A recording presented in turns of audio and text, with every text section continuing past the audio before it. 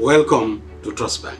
If you are thinking of a bank that takes care of customers' needs by providing quality services with flexibility, reliability, and innovation, think Trust Bank. With Trust Bank mobile banking, you enjoy services such as balance enquiry, mini statement, funds transfer between accounts, exchange rate, mobile airtime top-up, stop ATM card, checkbook requests, and PIN change. Our real-time gross settlement allows the customer to instruct the bank to transfer funds from their account to another account at another bank. Our expertise and experience in international banking is both legendary and the envy of the market. Retail banking. One bank, different amazing packages. Whether you are interested in savings account, current account, time or fixed deposit account, lending or overdraft, our team of dedicated staff is always ready and happy to help you out with your transactions as you wish. Corporate banking.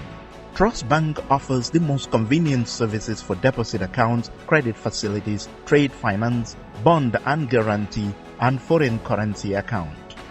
With e-banking, you can make electronic bill payments and online banking and enjoy 24-hour access to your money without ATM. With the largest network of branches and agents, we give you the convenience to receive funds as you please. We are Trust Bank because we take pride in satisfying every customer's financial needs.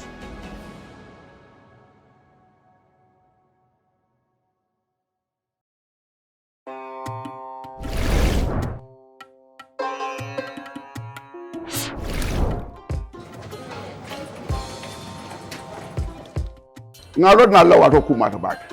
Asira linga da foko nyi found dinkira.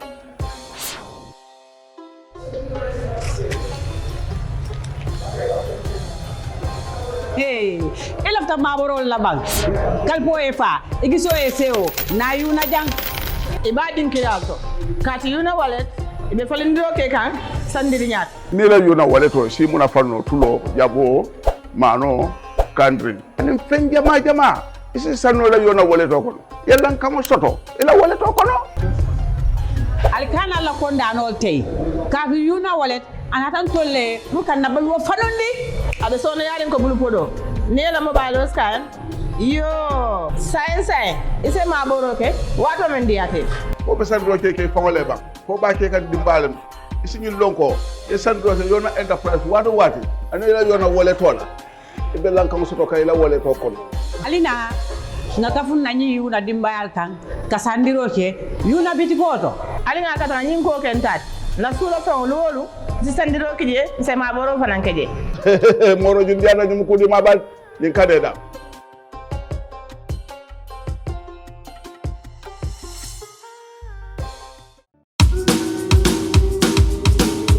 This season on Kerr Fatou.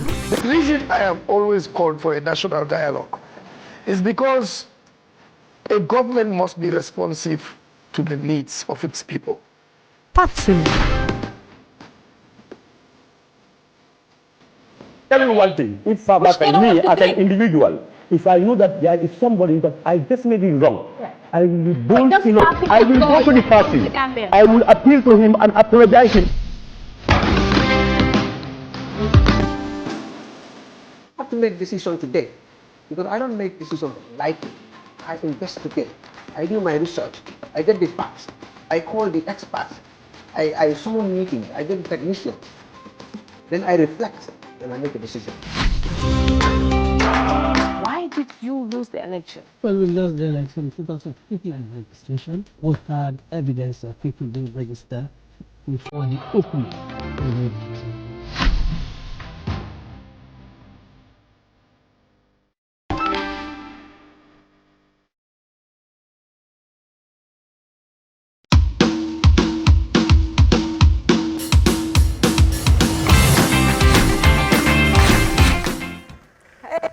Hey! Hey, Fatou, how you doing? Man is here. Welcome to Taf City. This is beautiful. Thank you so much. This is my first time actually. Really? Yes. That's a crime. It is. That's why I'm here, though. That's why I'm here. But this is beautiful. Congratulations. Oh, thank you so much. Thank you so much. And this beautiful city of Gunjur. Yeah. I love Gunjur, though. I used to come to but you know there's a fight between people from Gunjur and Sifo. And Sukuta. Oh, Sifo. Oh. Sifo claims that Taf City is in Sifo, No, while Gunjur says in Gunjur. No, this is Gunjur. But anyway, you know that if you actually from here you can see Sifo. I'm gonna side with the people of Gunjur. By the way, that's up to you. You can now be I'm gonna side with you the work people it out. of Gunjur. Work it out. Let's come in. Okay. Let me just show you what we have here. Okay.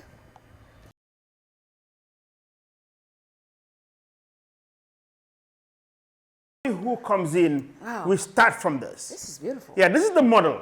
Okay.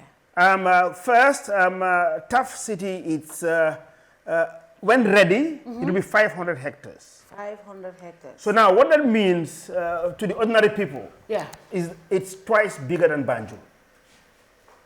Twice bigger than Banjul. Yeah. So it's a statement. Wow. I mean, in my vision, that's the statement I wanted to make. Wow. That look, it can be done. Normally, we do public-private partnership. Yeah. But in this case, we're doing it 100%. It is land that we have bought from the locals, from the community, and then done this. Now, starting on the model, I'll quickly take you through. What you see now on the model is only 1/3 of the project. 1/3 of the project. Yeah. Wow. So this is only about 30% of what it will be when it's all done. When it's done. So I'll just quickly show you. When you came in, you drove in from Gunjur. So you went like this, and you came, and we're here now. Oh, we're here. We're here. You can see the room, what it looks like. Yes. So now, first, when you do developments like this, you first have to do what we call a topographical survey. Okay. And these days, with modern technology, we have to bring in people from outside to come and do a drone survey. Yes. So the way you fly a drone and take pictures, that's the way that we flew a drone along here, and it will pick every ground, every tree to the nearest millimeter. Wow. So by doing that, you have all the levels, all the topography, and now it is sent to the master planners. Okay. Our master planners and engineers are based in South Africa. I mean, we use them for all our projects. As you know, we are in so many African countries. Yeah. So then they now do the master planning, obviously with our input, what we want, what we don't want. And then they came out finally with this. This model here, we are done by 2 young Nigerians, that I fly around everywhere doing all my models. Wow. This model here, if you go to Nigeria, you'll find something similar. Something similar. You go to Sierra Leone, you'll find something similar. Wow. Now, when you come in very quickly, it's done in clusters. Now, this cluster that you see here is all commercial. This is all commercial? Yeah, this one here. You see where the infrared light is? This is all commercial. So what we're going to have a major shopping center here. Because again, it's very futuristic. Yeah. So it's not only for the people who live in Taf City, but outsiders. Okay. Because what happens is that when we commit development like this, I mean, people will start, acquiring land around us, and so many things will happen. Yes. It has already started. Yeah, it is. Yes. When we started three years ago buying land here, it was much more affordable.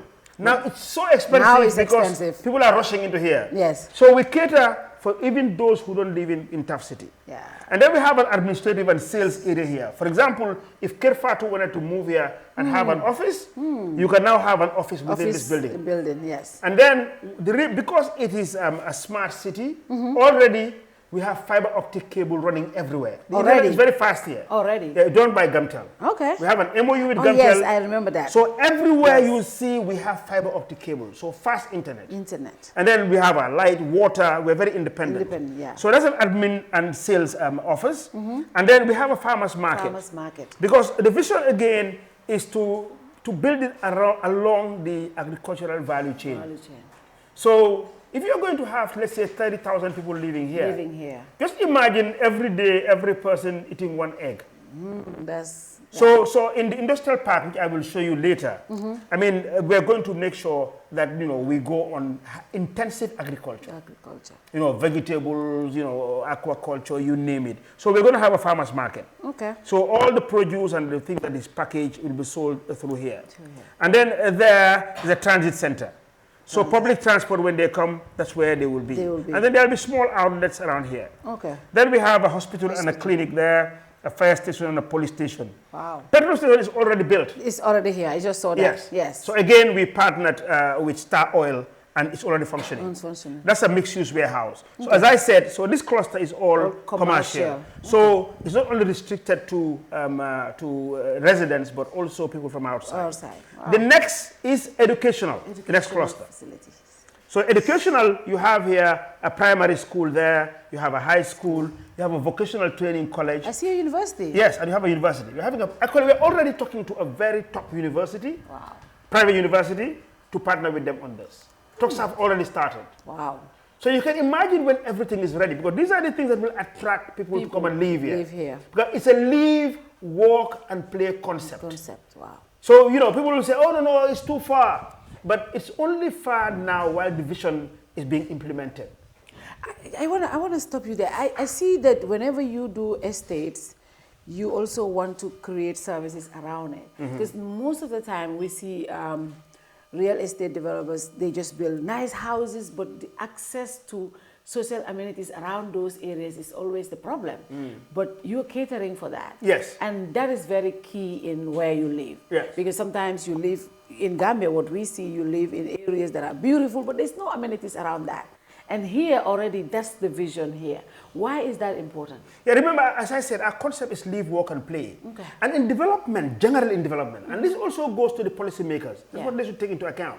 Yeah. Today, everybody or most people drive towards Banjul. Yes. So you have congestion, you know, from Brikama, or even these days, all the way from Faraba, people drive one way to Banjul. Yes. Now, it should be a government policy that they need to decongest Banjul. And one of the ways to decongest Banjul as a capital city is to encourage things like Taf City. Taf City. So then people who live around those areas now, some of them will drive towards here. Yeah.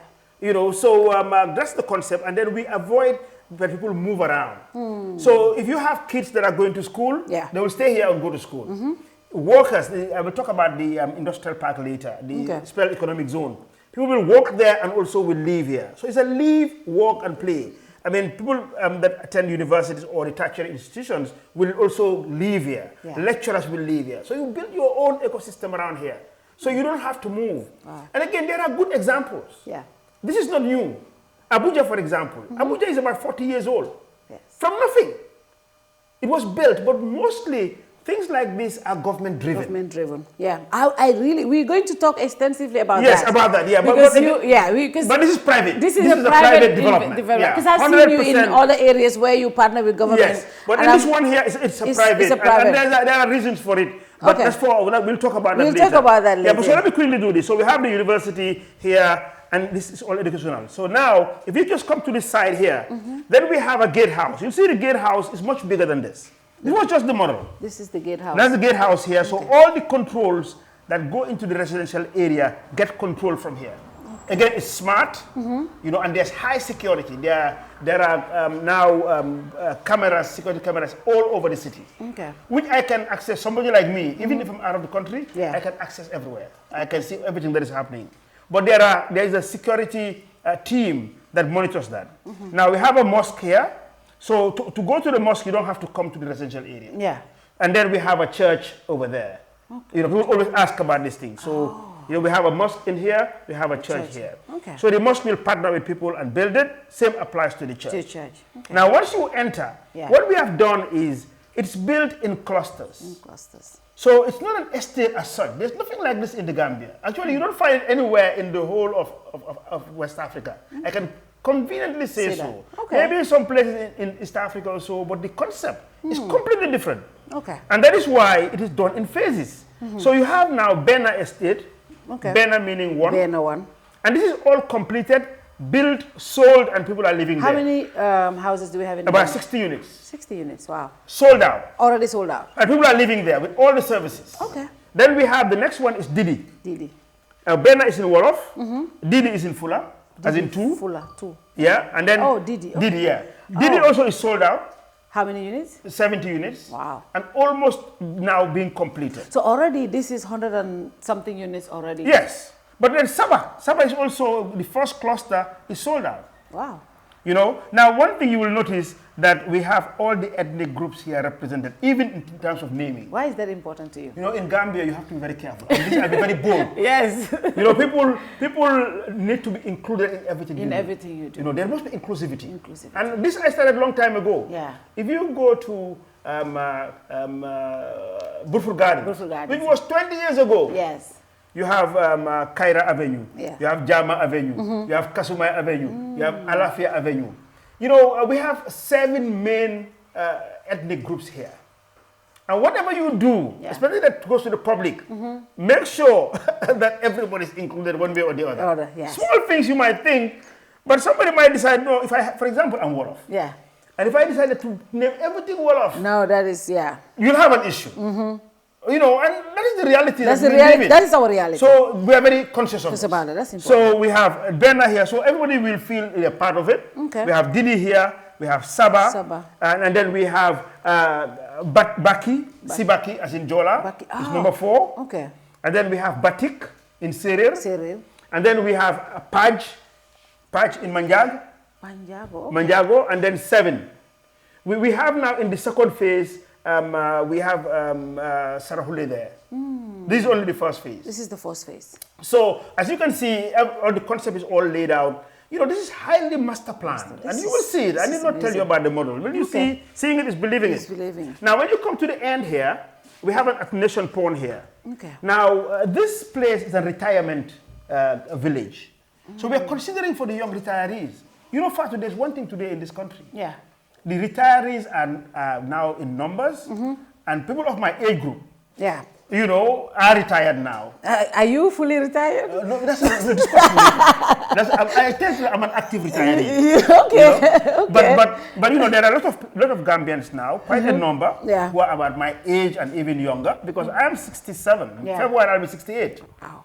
And normally, the public servants retire, I think, maximum at 65. 60. So I can see quite a number of them. So when they retire now, and this is all based on studies, when they retire, they're not living with kids anymore. Yeah. Most likely, if it's a husband and wife, it's only 2 of them. You know, so therefore, we've worked out the type of buildings that they need to live in. And then we're putting them together, so at least, you know, they will not be lonely. Okay. So they will have their isolation pond here, you know, they can walk around the pond. They have a clubhouse, they have a wellness center, you know, so that is catered for. That's catered for here. There will be a future golf course here for those who play golf. Yeah.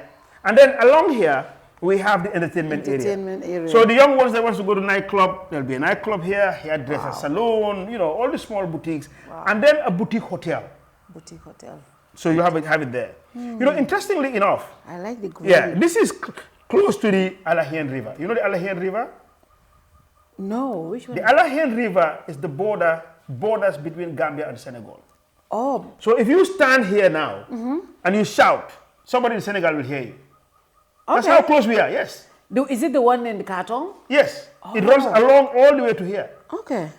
Okay. So you know, actually, if you have a Senegalese orange phone and you are roaming, yes, you can receive pick calls. The signal from here. Yes, you can receive calls. So that's how close we are. Wow, that's so that's the Alahian River. So when we get there, you will see this end here. Wow. Now, as you come in, you know, that's 7. 7 is for English and also for Aku. So everybody is just catered for. Now you have, here we're catering for aquaculture. You know, so there'll be a program for aquaculture, hydroponics in here, you know, animal husbandry, agriculture, and then that's some greenhouses that we're going to do, and then light industries. Interesting. There's a small football stadium that we're going to have there. Wow. So in short, this is it. This is the Taf City. Yeah. But this is just 1/3. That's 1/3. We think the whole project is going to be about 20 years, but it's demand driven. It's demand driven. Yeah. So out of this 1/3, how much is completed right now? I would say about over 100 are completed. Wow. Completed, handed over. Handed over. But some that are in progress being built, about almost 300. Interesting. And sold. And sold. So people are buying. Wow, great. Yeah. Interesting. Yeah. This is beautiful. This is a huge investment. Yes, it is. And it's all fun for me. I'm just enjoying it. Oh, wow. Yes. If you're doing something and you love it, so that's the passion. Yeah. This is interesting. Yeah. So you know, it's a vision to develop 1 million homes across the continent. Huh? Wow. That's our mission. That's the mission. And we're hitting it. And we are the biggest in Africa that's doing this. That's the reality. I don't know about Northern Africa. You know, let's say Sub-Saharan Africa. TAF Africa Global is the biggest affordable housing developer in Africa. You know, people like me, the low-income earners, we have an issue with you. Yeah. And we're going to talk about that. Why not? What you're doing in Sierra Leone and others, why can't you do it here? We're going to talk about that. Okay, we'll talk about it, but it's more on partnership. That's what I'm saying. It cannot be developed by a private developer. No private developer can furnish. So much in those areas, and we could have taken advantage of that. Yeah, it's never late. Dialogue is the way forward for anywhere. We will talk about it, and then we find a way. If it's not for me, but at least involve the private sector to deliver. Yeah, you don't have to deal with Mustapha Njie. But that is important. It's important. It's Yeah, important. but there must be partnership. The way forward, which is one of the SDG goals. Yeah. Partnership. I think SDG number 17. Partnership is key. If you want to move any country, any society, you must partner. You must partner. You must capitalize on your advantages. What are your advantages? What are your strengths? Yeah. You know, I mean, being in the public sector, you have your own strength. Yeah. Me being in the private sector, I have my own strength. And we need to have an infusion on both of these. On both of these. Yeah. You will see it when we approach the gates. Okay. You know, everything that is there, the security, the way it's controlled. And then the roads, it's expensive, these roads here. These are all concrete interlocking roads. And we have laterite base of it, about 400 millimeter thick laterite. Okay. Yeah. This is nice. We can, that was done in the first year. Okay. All done, yeah. We're now in basically, since we started from day one, you see the girls, the lilies? These guys, and they're they work so much on time. Wow, this is good. And they're all locals from always from Gunjur and Sifo. So you're bringing a lot of employment. Oh yeah. In the community, a lot of employment. Wow. A lot of employment. You see, everywhere they water the gardens. But why is it important to have ladies do this? Honestly, this is beautiful. Yes, Sierra Leone today is being managed by Anita. Wow. You know Anita, who was doing my marketing. Yeah, Anita is the general manager in Sierra Leone. Look at this, Mustafa. This is nice. Actually, if you want, we can talk. When we come back, you can stop and we talk to them. Talk to them, yeah. And they're very well organized. Wow. That I will tell you. They're very well organized. Wow. So they work on a daily basis? Yeah, but today I asked them to come because we are filming. Yes. But they don't work on Sunday.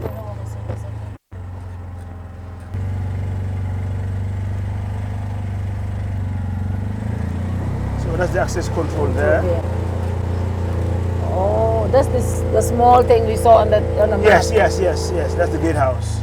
Actually, when you come, you'll see that's where the monitor is. Okay. So the security are monitoring. All the screens are there. Okay. And then on top we have the estate office. Okay. You know, so in the estate office we have an app. So every resident keys into that app. Okay. If you have any complaint, you just go into the app, you type it there, and it's picked up, and within 24 hours it will be addressed. Wow. Maybe we should walk from here. Yeah, maybe we should walk from here. With the view. And you know the water is all us, huh? This is not Narek. This is not Narek? No. We are independent. Wow. And you can see the pressure.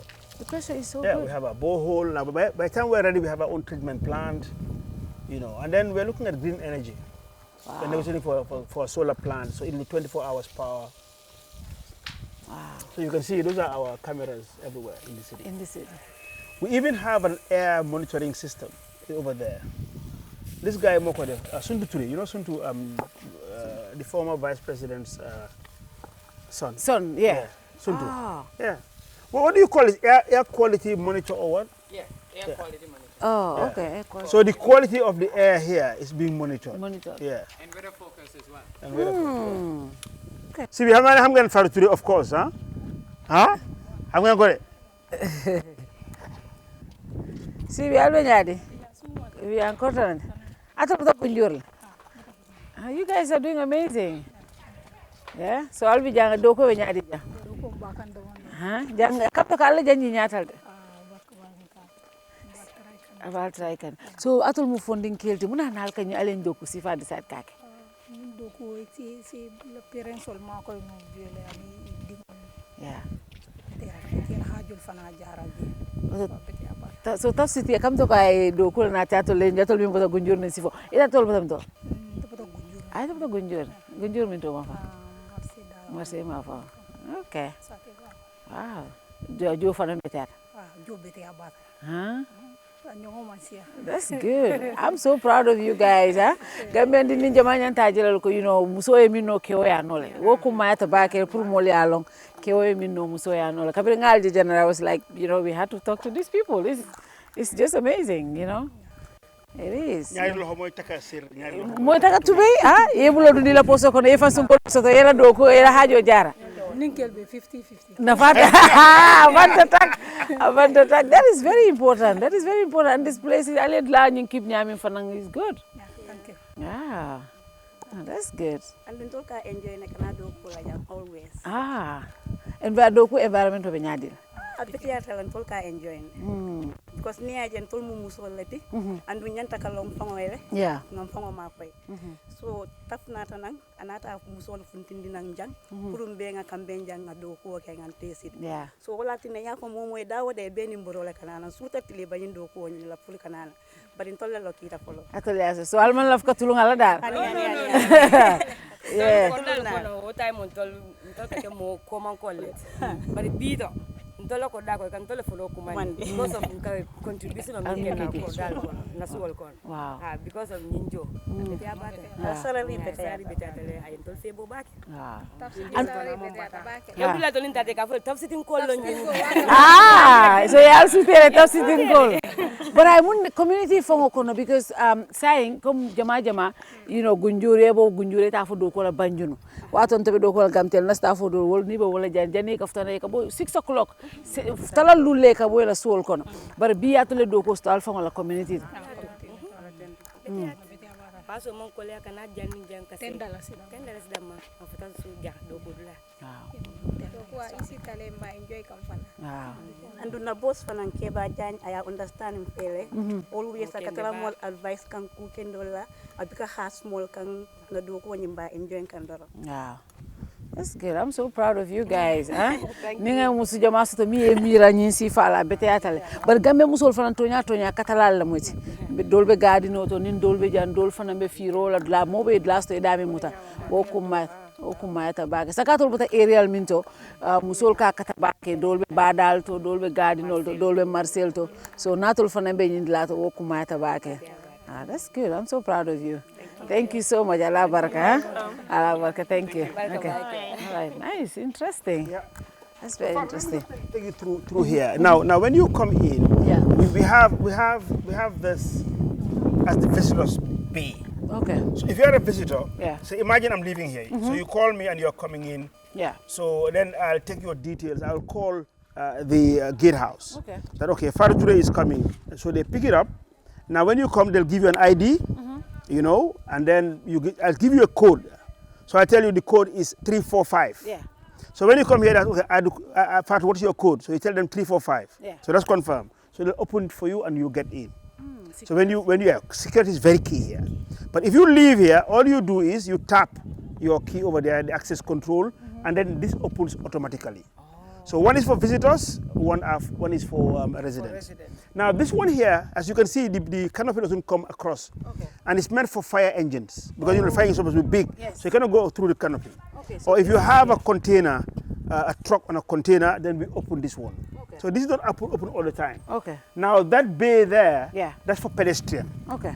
You know, so people can walk through here. There'll also be a control through there. Okay. Now the far bay is for bicycle lane. The other one, yeah. Okay. So people who are riding bicycles, they can go through there. Okay. So I'll just quickly show you the gatehouse. Okay. So in the gatehouse here, that's where the screens are to monitor all the security everywhere. Okay. So I'll just quickly show you. So we have the security staff here.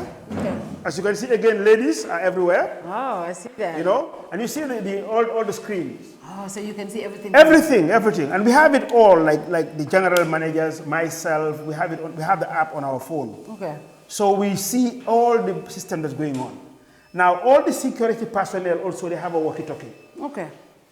So they also double up. The walkie. Okay. Yeah, with walkie-talkie. Then when you go up, when we go up, we have the we have the office there. Okay. So we have the admin office. Okay, interesting. We have an app, you know, so any complaint that you have as a resident, you just go through the app, fill it up, and then we pick it up, and within 24 hours maximum, we'll address the issues. Interesting. This is amazing. So it's a smart city. It is a smart and green. City. Great. From this point here, then it means that you have been cleared on security. On security. Okay. So residents are now free to move around here. Okay. But everybody must be controlled from that point. From that point, you are controlled. But once you are here, then you're cleared of security. You're cleared of security. Yeah. So as we walk through, you can see how wide it is. Yeah. The right of way is about 36 meters. Okay. From this wall here to that wall. To that wall, 36. So one thing that you need to learn from here, we have not compromised on the usage of the land. Oh. You know, in other developments, you will find that people will do very narrow streets. Narrow streets, yeah. You know, no greenery, and try to maximize because on you the want number more of plots. units, yeah. Yeah, but here it's different. It's different. And you can see the trees. I mean, imagine this tree. This is so wide. And Yeah. Good master planning. Yeah, it looks very, very homely. Yeah. And it doesn't look like an estate. It looks more homely. Like your individual unit. What you will call a subdivision in the US. Like all these were transplanted. So when we were clearing here, anywhere that we found a palm tree, we will dig it out and transplant it. Yeah, all these are all the local palm trees. Okay. You know, and then the umbrella tree, like this one here is the umbrella tree. This umbrella, yeah. This was grown, you know, at very, short and young stage of it. Wow. But so in the next 2-3 years, it's going to be big. You see, that's the air quality monitor and weather forecast. That unit you see here on solar. Oh, that unit there on solar? Yeah. Maybe we should go there and I'll show you. Yeah. It monitors air quality and was installed by Dr. Suntu Ture. Oh, Dr. Suntu Ture. Yeah. I think I see him on Twitter. That's right, yeah. So this unit that you see here, it monitors the area, the air quality around here. Oh. And also it does the weather forecast. Oh. So if you go if you're living here, you are assured of the quality of air is pure and good. Yeah. Oh, this is interesting. Yeah. That is interesting. Mustafa Alila, do you have it? Okay. Okay. So now maybe we go to the playground. Yeah. So obviously it's family friendly. Family friendly. So we have the playground here. Actually on the 28th, I'm having an event. Oh, 28th of this month. 28th of this month. It's going to be what we call a meet and greet. Okay. So the residents that have moved in already, we just have a small event, so that they know each other. Okay. And then I'm having an event with the kids between 6 and 12. I did a competition on my book. I wrote a book. Yes. Builder. Yeah. So we're selecting 25 of them. I'm giving them a PPP. They're going to dress like a builder. Yeah. And then we'll have an event, and they can use the playground. Okay. So the playground is being finished now. It's being finished. So if you have kids of that age, they will use this. Okay. There are also public areas that we are building, like a cafe is going to be there. Okay. And then the other phases are further down. This is big. Yes. Wow. This was a scratch on the surface. I mean, we haven't done much yet. As I said, it's a 20-year project, and it's demand-driven. Yeah. So now let's go to Bena. Let's go to Bena. The houses are big. Yeah, I mean we have different types. Yeah, and again, me, everything around me is very feminine. But if someone says I want this, like, obviously I know a friend of mine who wanted something in Bruford. Yes. But we wanted to change the dimensions. So I remember talking to your sales team, and that was possible. Yes, they wanted to change the room sizes and all the stuff. That is possible, right? Yeah, we do. But now what we have done also, because we've realized that not everybody can afford a finished house. Yes. So we have sites and services.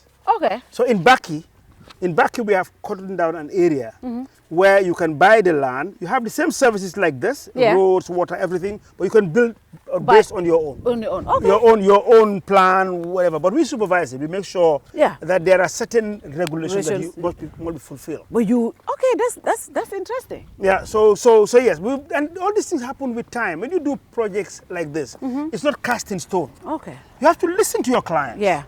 Otherwise, you're out of business. That's true. You know, I mean, a good example about, you know, listening in business, it's, take, for example, the cell phone business. Yeah. Nokia, where are they now?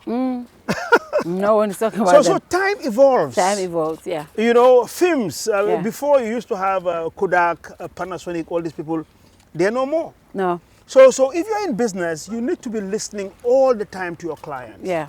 Where's the demand? What do they want? Yeah. And you try to address it. Yeah. That's the only way to stay in business. That's true. So now here we are at this junction. So on the right-hand side is Benna, and that is Didi. That's Benna, that's Didi. Yeah. But you can see all finished. The first one that was done was Benna. So let's walk into Benna. Okay. You see, you can tell by the trees. You see how mature they are now? Yeah. You know? And as I said, these trees, we brought them seedlings like this. From Nigeria. From Nigeria. Wow. So again, planning, you need to plan ahead. You need to plan ahead. I mean, look at the pop-up. Yeah. Already at this stage. So again here, you put your key. I like this. This is nice. Yeah. And then you see automatic gate control. Okay. See, ladies again. Security. Ladies again. Hello. Nanga Dev. Ah, nice. Nagam. So he's the one who's doing all the automatic gates. So he's working on it. Okay. Again, pedestrian goes through there, and then cars goes in here. To here. So that's the entrance and that's the exit, the other side. Okay. So every house you see here has been sold. There's an owner. And we're now even seeing people who are renting, they're coming to rent. Oh, so they buy the houses and rent it out to people? Yes. So when they buy, if you buy, what do you do? Some of them, they come back to us and say, look, if you find any tenant, manage it for us. Manage it for us. So we have a property management company. Okay. So they will take it, you know, and then rent it out. Like this house is rented out. It's rent, okay. You know, it's a Gambian who's living in the US, who bought it for investment. Yeah. And now it's rented out. Rented out. So we take our fees and then the rest we ship it, we wire it to their account. Oh, this is... Yeah. You know, again, Fatou, the level of cleanliness. Yeah. You know, me, I'm obsessed with cleanliness. Yes. I mean, recently I wrote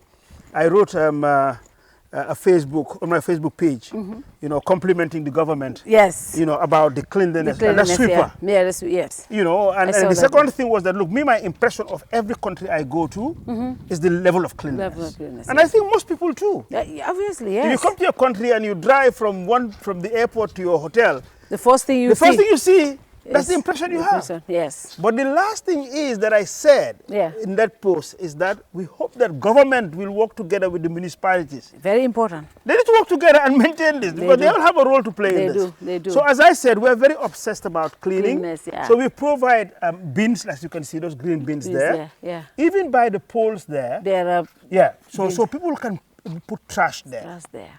All the lights you see are all solar lights. Wow. You know, so and then you can see here it's all well secured.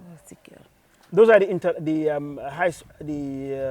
fiber optic cables from Gamtel. So every house here has high-speed internet. Yes. And then for power, it's all underground. You don't see any cables going overhead. You know this. So there's no network here. Well, there's network. There's network. There's network, but the cables are not overhead. They are all underground. All underground. Underground cables. How did you do that? But that's our quality. You see, what we are selling is really affordable luxury. Wow. I mean, if you live in here... I didn't check that. Now I'm just observing that. No cables up here. Yeah, no cables. Wow. And then every house is numbered, as you can see. This one is BN 108. You know, so... 107, yeah. So, and then we are on Google Map. So if somebody gave you a location, you can find them easily. Just find it easily. So let's go into there. That's where we're having the interview. Okay. This is nice. And we monitor, you see, the big difference we have, people don't know. Yeah. We monitor where our clients are. We know who are interested. And in marketing, you need to understand You need to know, yeah. if you are there, you know, targeting people that cannot afford it, you're wasting your time. Yeah. But that's the reality. Yeah. So this is called the Nyima. Nyima. Yes, actually, all our houses are named after ladies. Oh. So this is called the Nyima. But you know, do you have the Fatou? Yeah, we have the Fatou. You know, Fatou actually was in the first, in Burford Gardens. Burford Gardens. Yeah, but you know, interestingly, when we went to Sierra Leone, we wanted to choose ladies' names. Okay. So we did a survey online. Yeah. And the biggest house is called the Fatima. Of course. The first lady is Fatima. No, that's what it is. No, that's what people voted for. That's what people voted. Oh, okay. Yeah. So because there we have the Saleh, we have the Sia, we have the Hawa, we have the Mabinti, and the Fatima. Fatima. Okay. But honestly, it was what people wanted, the name they wanted. They wanted. Yeah. This is nice.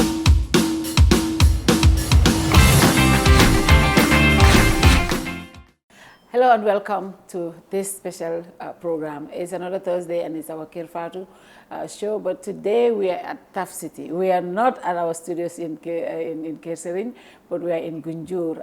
Gunjur, solan ko xamé moy dëkk bo xamné yépp dafa green. Taf City nekk fii si Gunjur.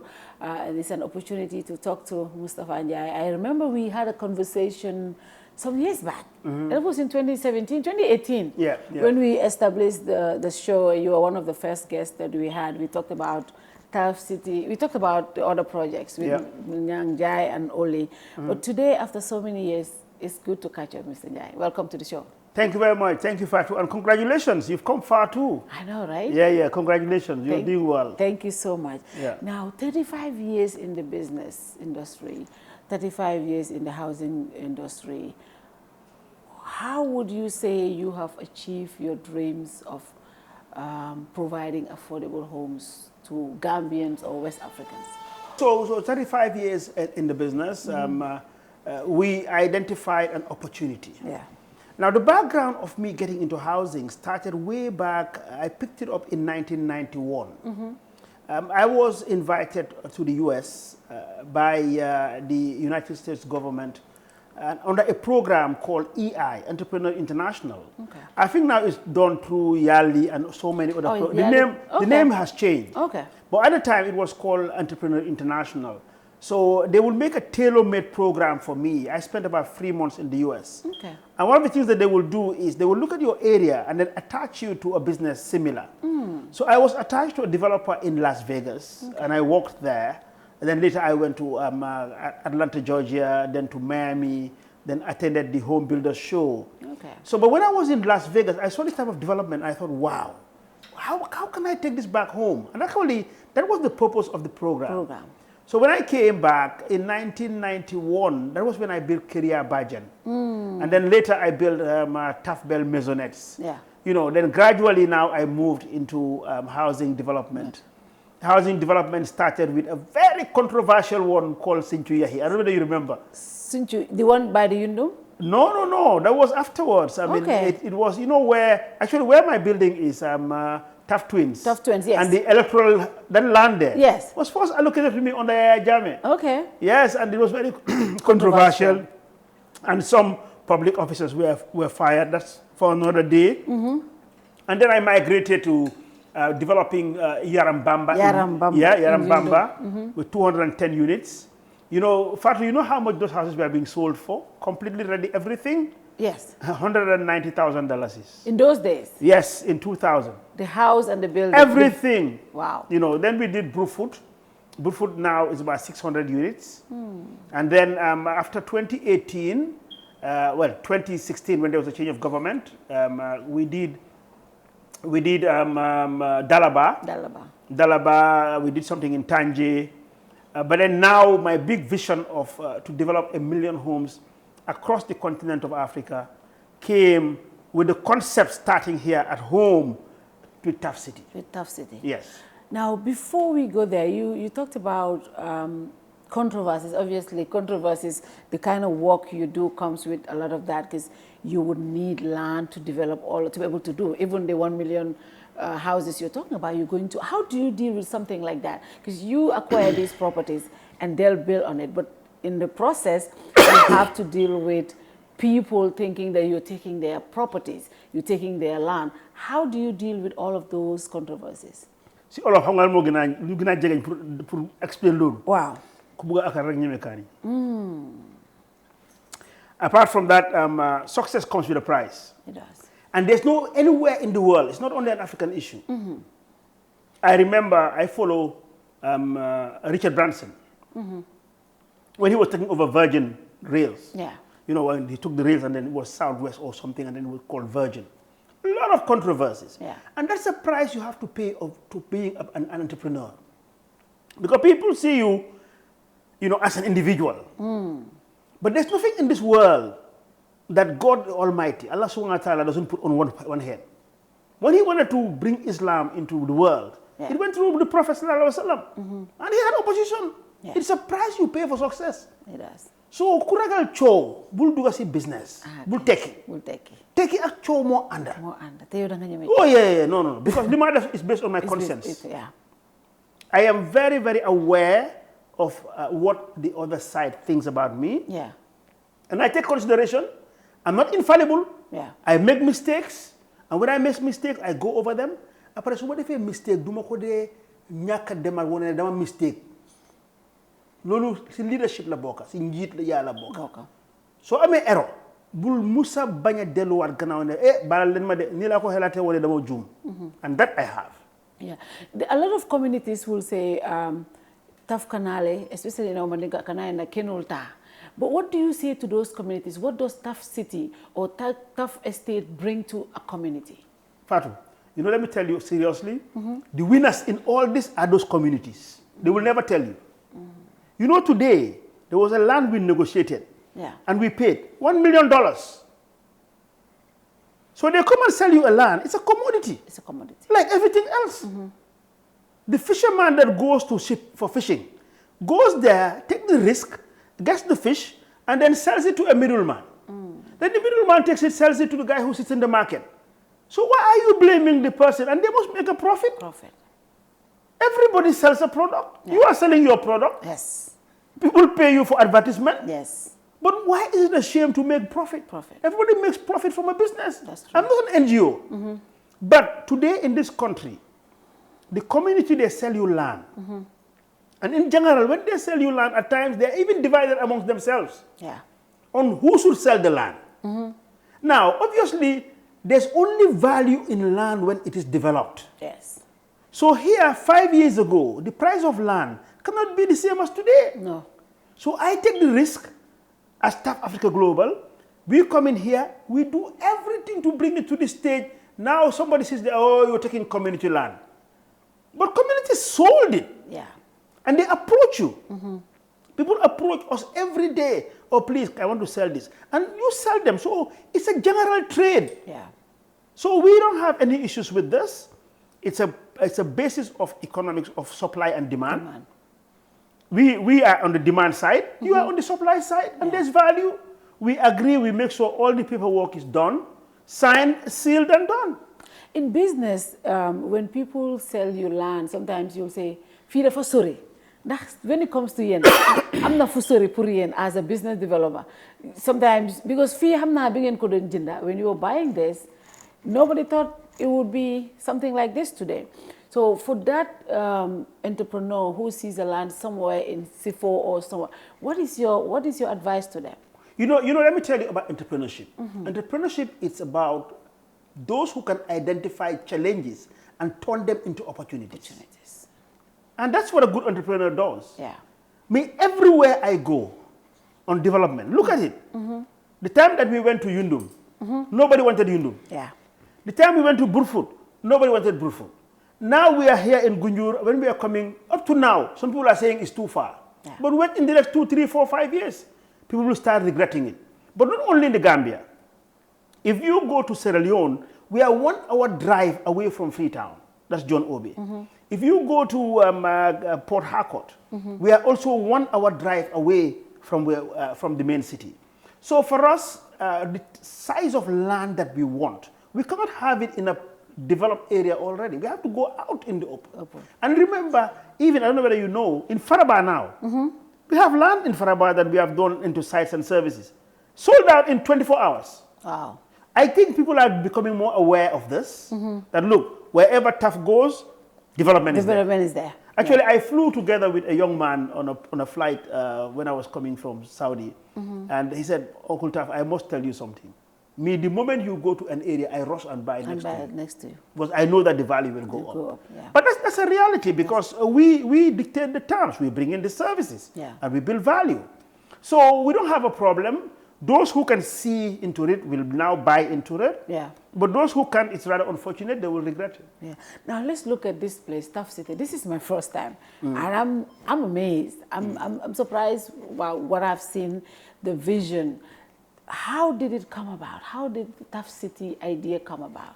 You know, Fatou, every good leader, the best of leader is somebody with a vision. And then yàlla musal si njiit lu amul vision. And xam nga lan mooy vision.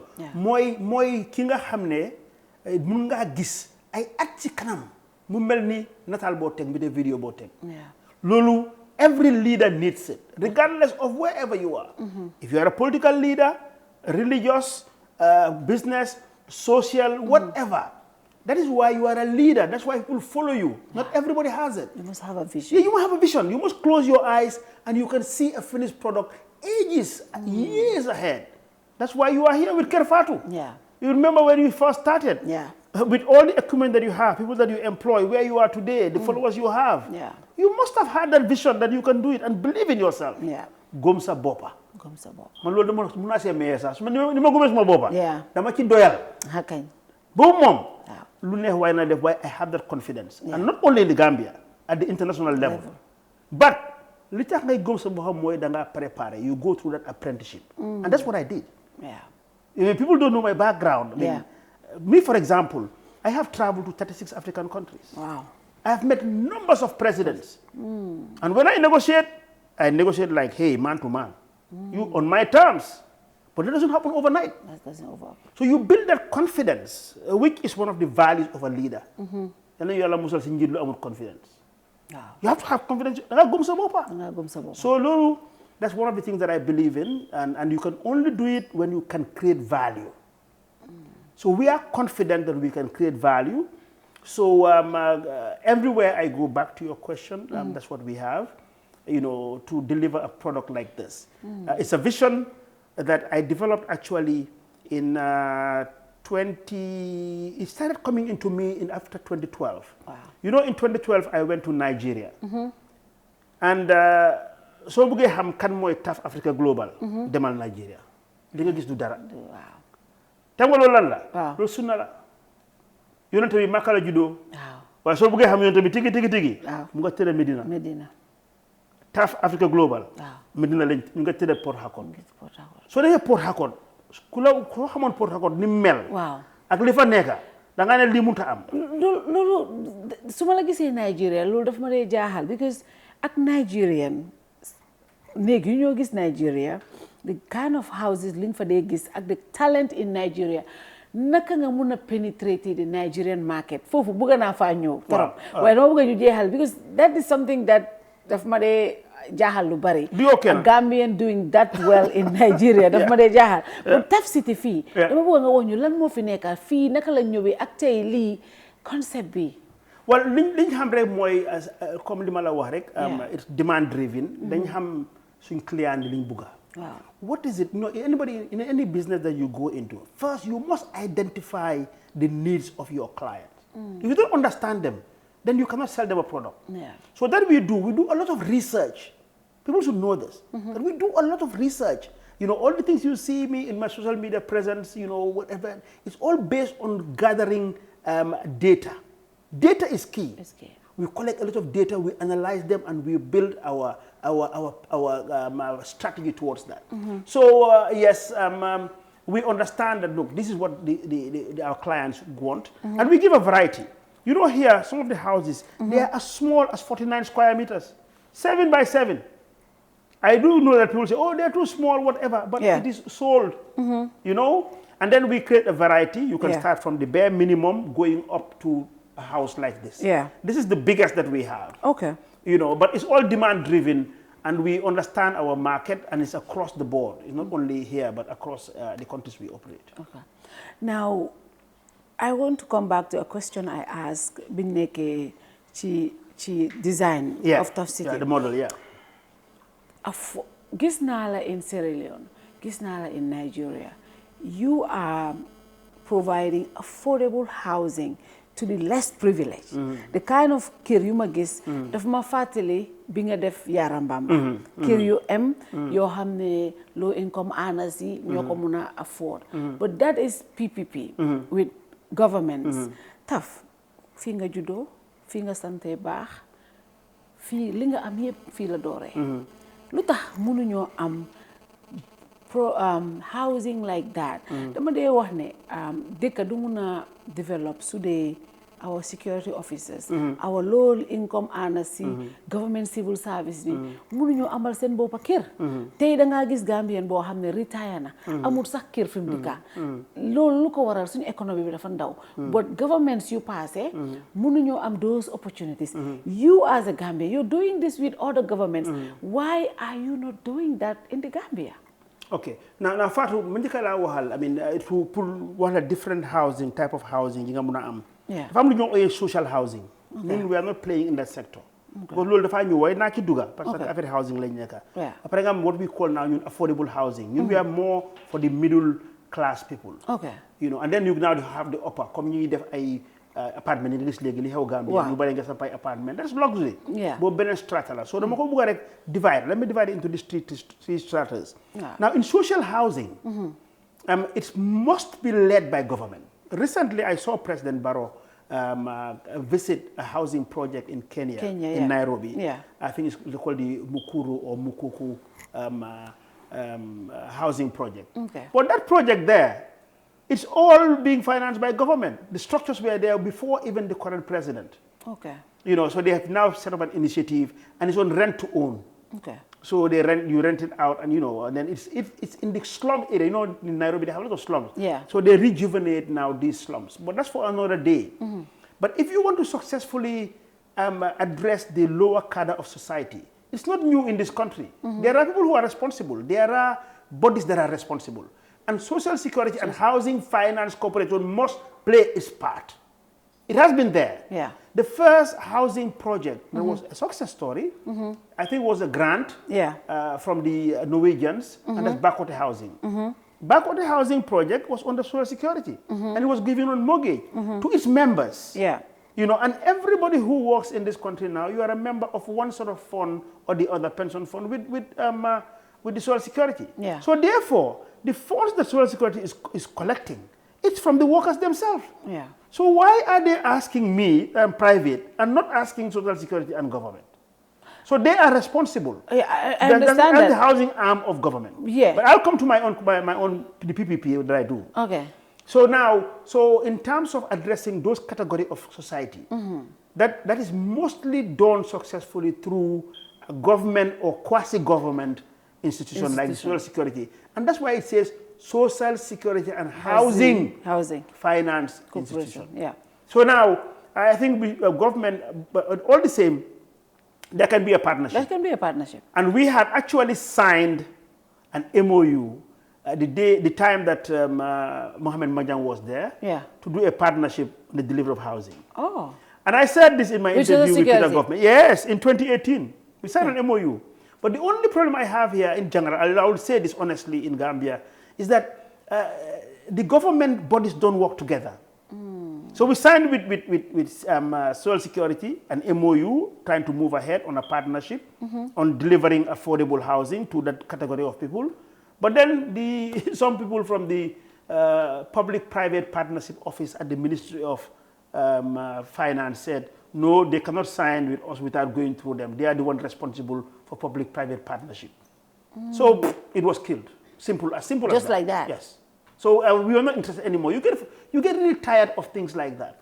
So I think really moving ahead, because me, Fatou, what I want to do all the time, I'm not trying to throw stone on anybody. But let us look at our mistake. What is it that we are doing wrong and we rectify it for the benefit of all? As you asked the question, why is TAF Africa Global partnering with the River State government in Nigeria? Why partnering with the Sierra Leonean government and successfully delivering it and not doing it here? So therefore, we must look at what is not being done right here and rectify it. And again, it shouldn't be TAF Africa Global. Any developer. It can be any developer that wants to partner with government to do it. It should be. They should set the way for it to be done. Now, let me tell you a good example why there is a difference. You know, business is in general, it's cost plus margin. You must make a profit, otherwise we are not here. Yeah. But the cost, you cannot play around with the cost. But a major difference between Nigeria is the most affordable houses that we sell. For example, a finished house, a 3-bedroom, which is quite big, we sell in Nigeria for about $40,000. Here, it's about double, about 80,000. But VAT in Nigeria is 7.5%. Gambia is 15%. Oh, so those things determine the matter is the cost. There's nothing I can do about it. Every material that you see in this house has attracted 15% VAT. Everything that's imported into the Gambia attracts 15%. Now, I'm not saying they shouldn't collect it. That's what I'm going to do. These are some of the reasons why the cost is there. High. So if I go to Nigeria, maybe whatever happened, I don't know why, but I pay 15%. Now, labor is cheaper and more accessible in Nigeria than here. Wow. You know, the cost of other materials, for example, chippings like basalt and all these things, much more affordable. It's not nobody's fault, but here, if I want to use basalt, it has to be ferried from Senegal to here. Yeah. On a truck, across the ferry, and then comes in here. You know, so these are all the reasons. Corporate tax now in Nigeria and Sierra Leone is on a public-private partnership. So government gives me incentives to do this. So first, I don't buy the land. Here I bought the land. Yeah. And here also, once you buy the land, there are other taxes that you pay. I will not get into all that. That's too long. But I buy the land here at market price, whilst my development in the other 2 countries, government contributes the land. Yeah. And what they get back in return, we form what we call an SPV, a special purpose vehicle. So it's a company that is formed. Yeah. And in this company, I take the majority shares as TAF Africa Global. That is a condition. Yeah. So government, you know, because of contributing the land and what they get back for their people, they are minority shareholders. They normally only sit at the board, at the board level, but everything else it's done by TAF Africa Global. So for that reason, those houses are more affordable than here. That is the reality. But the objective is to make it affordable for the ordinary citizen. Yes. That is the reality. But even in Nigeria and Sierra Leone, to be quite honest, some will still complain that they cannot afford it. But commodities all over the world, you cannot, and even housing all over the world, you cannot provide housing for all. All of them. But what you will do is to provide incentives so that you can lower it as much as possible. But yes, there is a big room for government to look into housing delivery. And one of the most efficient ways is through public-private partnerships. And it should be done by any developer, not necessarily with Africa Global, but any developer. They should set the structure. What is the policy? They should set a policy that, okay, we want to do this, and this is the way we're going to do it. And anybody who can compete and get it well and good. Well and good. Yeah. Now, you have been in Nigeria. Yeah. I think that after Senegal, Nigeria was the first country. You went to Nigeria, and then in Sierra Leone. But the way you have penetrated the Nigerian market, what is the secret? Because again, if we're looking about for beautiful homes, it's Nigeria. Yeah. They have the expertise, they have the manpower, they have the resources. How are you able to penetrate the Nigerian market that way? Well, again, we do a lot of research in general. Any project that we do a market research. We hire consultants, that's in general. We just go there and start building. So when we went into Nigeria, again, I always want to mention somebody and how it happened and how business can happen at times. Yeah. It was Alpha Barry, Deloitte, who was on a plane flying to South Africa, and he met somebody on business class, and they were chatting. Long story short, that was how I came to Nigeria. This man said, look, we want to develop this in Nigeria. And they said, oh no, Alpha said, I have a friend, a brother, who I think can do this. So they came here. Wow. They came and visited everything I did here. Those days, you know, Burfoot, you know, the AU villas. And they were just amazed that, you know, there's an African that can do this. Yeah. So I was invited, and I went and I met the governor. And I also Locke. You know, Fatou, well, let me just stop there.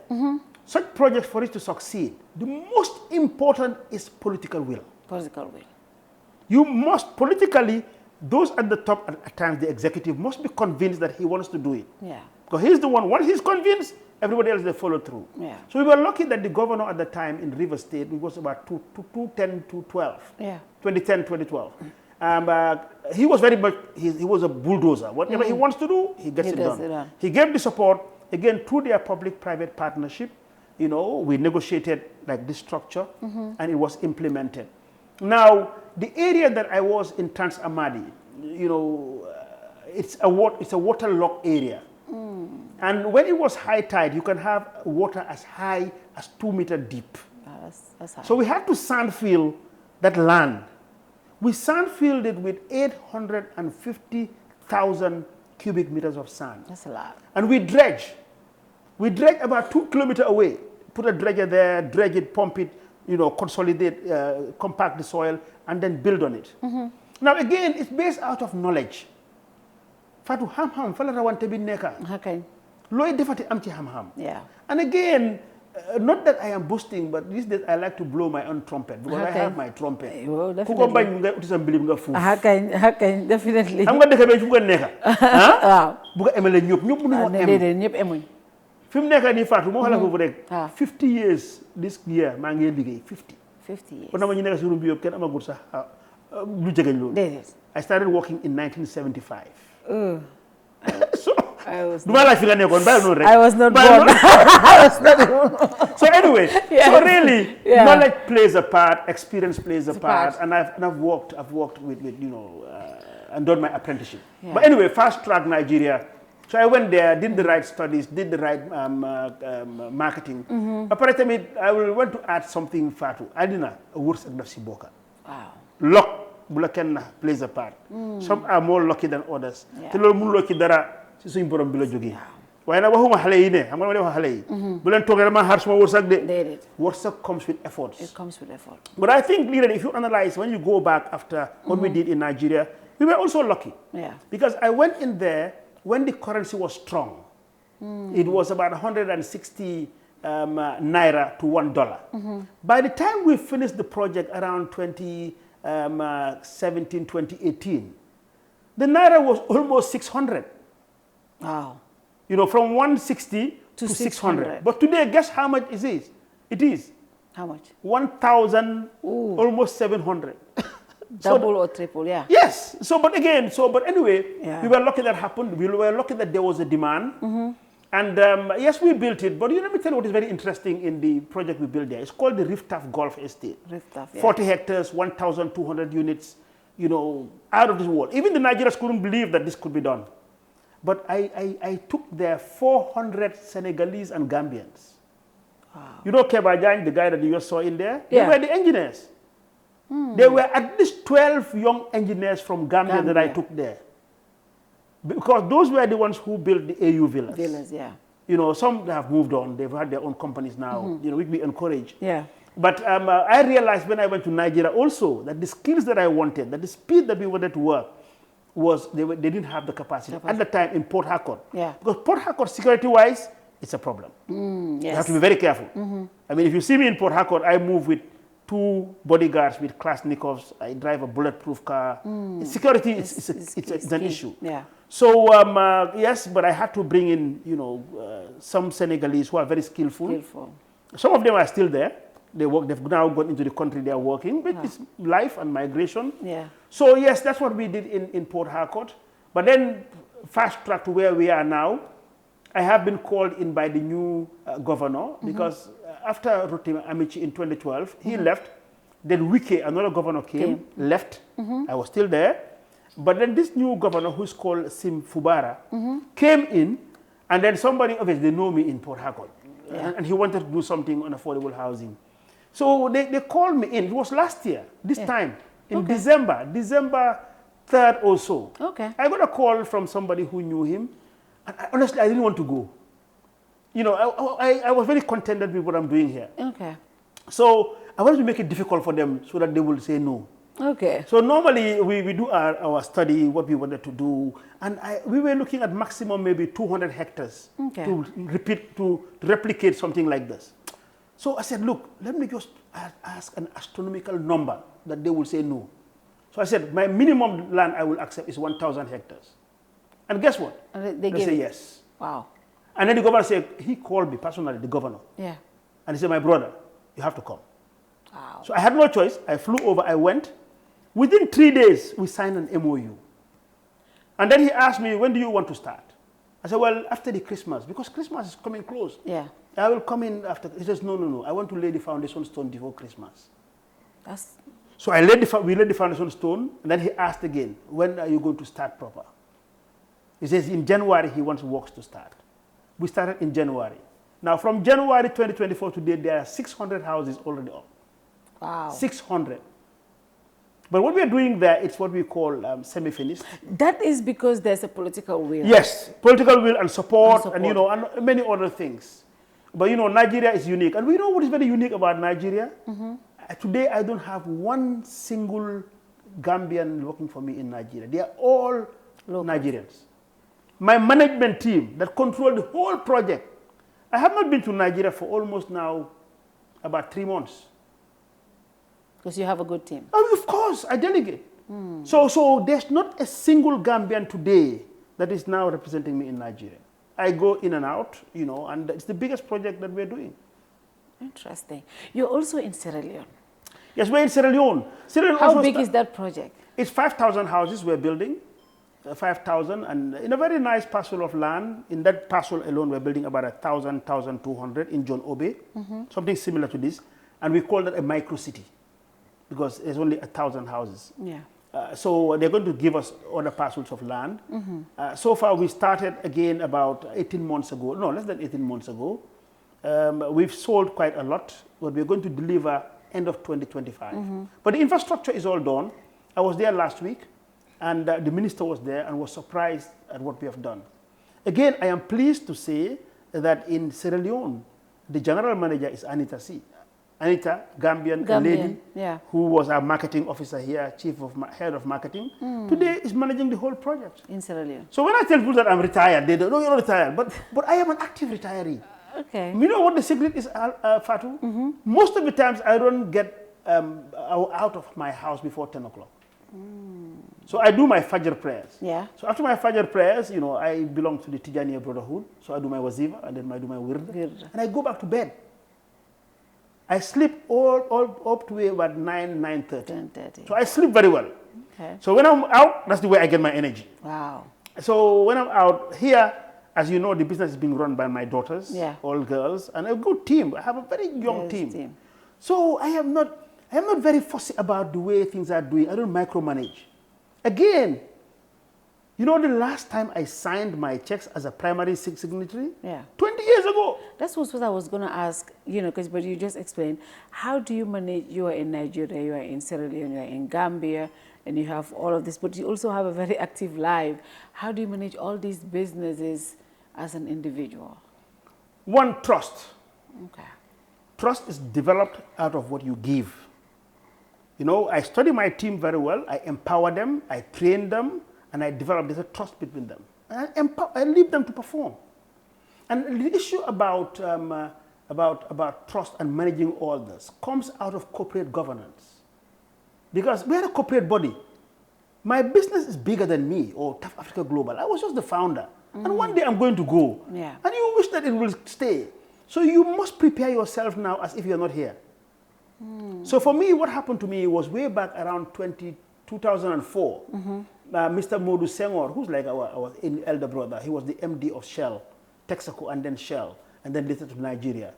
I got to a point at the time, I knew that this business was growing bigger than me.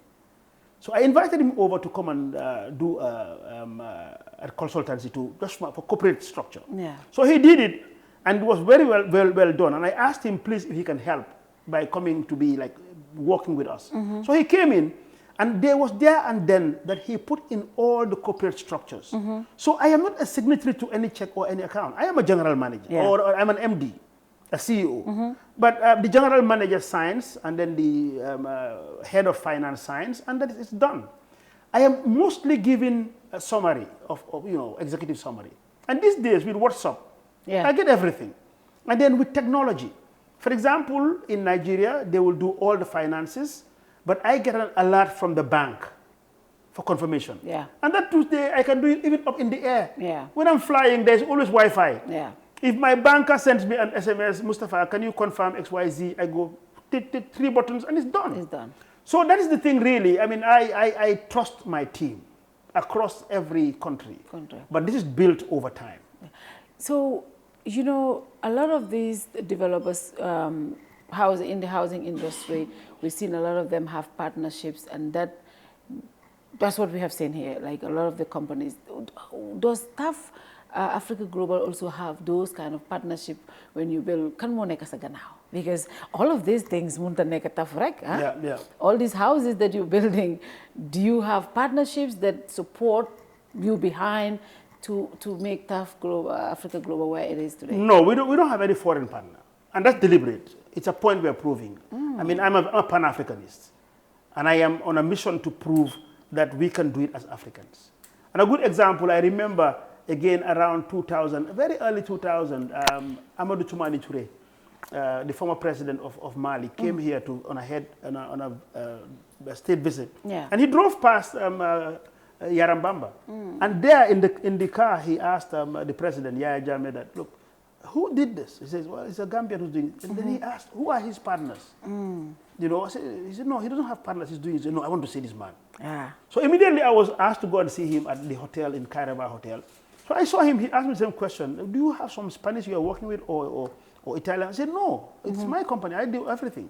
So he invited me to Mali. So I went to Mali and met him, and I have a very good story about that one. Yeah. That was how I learned French. So I went to Mali, it was around 2003, going to 2004. And in his office, there were only 2 of us. He only spoke French. I only spoke English. So I struggled with my Form 2, Form 3 French. Yeah. It was tough. But again, for me, that's not what I do. The next thing was, I went into a French lesson in Villefranche-sur-Mer. It's by Nice. Okay. And by Monte Carlo. I went there on a course, intensive French course to learn French. And I started speaking French. Wow. So this is it. So yes, and I went to Mali also to do some projects, but it didn't materialize. Okay. So again, I want to remind the young ones all the time about success. I have failed woefully. Yes. Over and over again. Senegal, for example. Senegal, yes. Senegal, I have tried everything. Actually, Serigne Mboup said it. My brother, you saw him at yes. Espace Auto. We gave him Espace Auto. We 3 of us went to Senegal. Yeah. Akim Ibu Masamba, my cousin, yeah. Bregwall, and Charbel and myself, we set up a company called Senegal Motors. We had the agency for Volkswagen in Senegal. 100% Gambian owned. But it was a bit tough, and we had to sell it to Serigne. And that's how Espace Auto came about. Serigne wasn't in automobile. Again, even in Jamñajo, I owned some warehouses there, and I sold it to Mohamed Silla. He's doing some steel there now. Okay. I built, there was an immeuble in Point 1 that we started also. Senegal has been difficult. Even recently with the Sonko government, they've approached me with Fonds d'Habitat Social to partner with them. They've been here to see this. Yeah. But it's been tough working in Senegal. Do you want to try it again? I'm not sure. You're not yet sure? You never say never. Never say never. Maybe on a partnership we'll try, because we have a lot of hope with Sonko. Yeah. You know, I have believed in Sonko from day one. Yeah. And lima wax rek moy yalla bu yakar tas. Yalla bu yakar. Yakar gi ñu am ci Sonko. Definitely. Ak teamam bi. Yalla bu yakar tas. Ñom buñ tassé rek Afrika yépp la mo affect. Afrika suñ jaaré ci yoon rek Afrika yépp liñ bëgg ci Afrika yakar na ñi mën nañ ko commencer. Ngeen ñaanal daal. Yeah, inshallah. Yeah.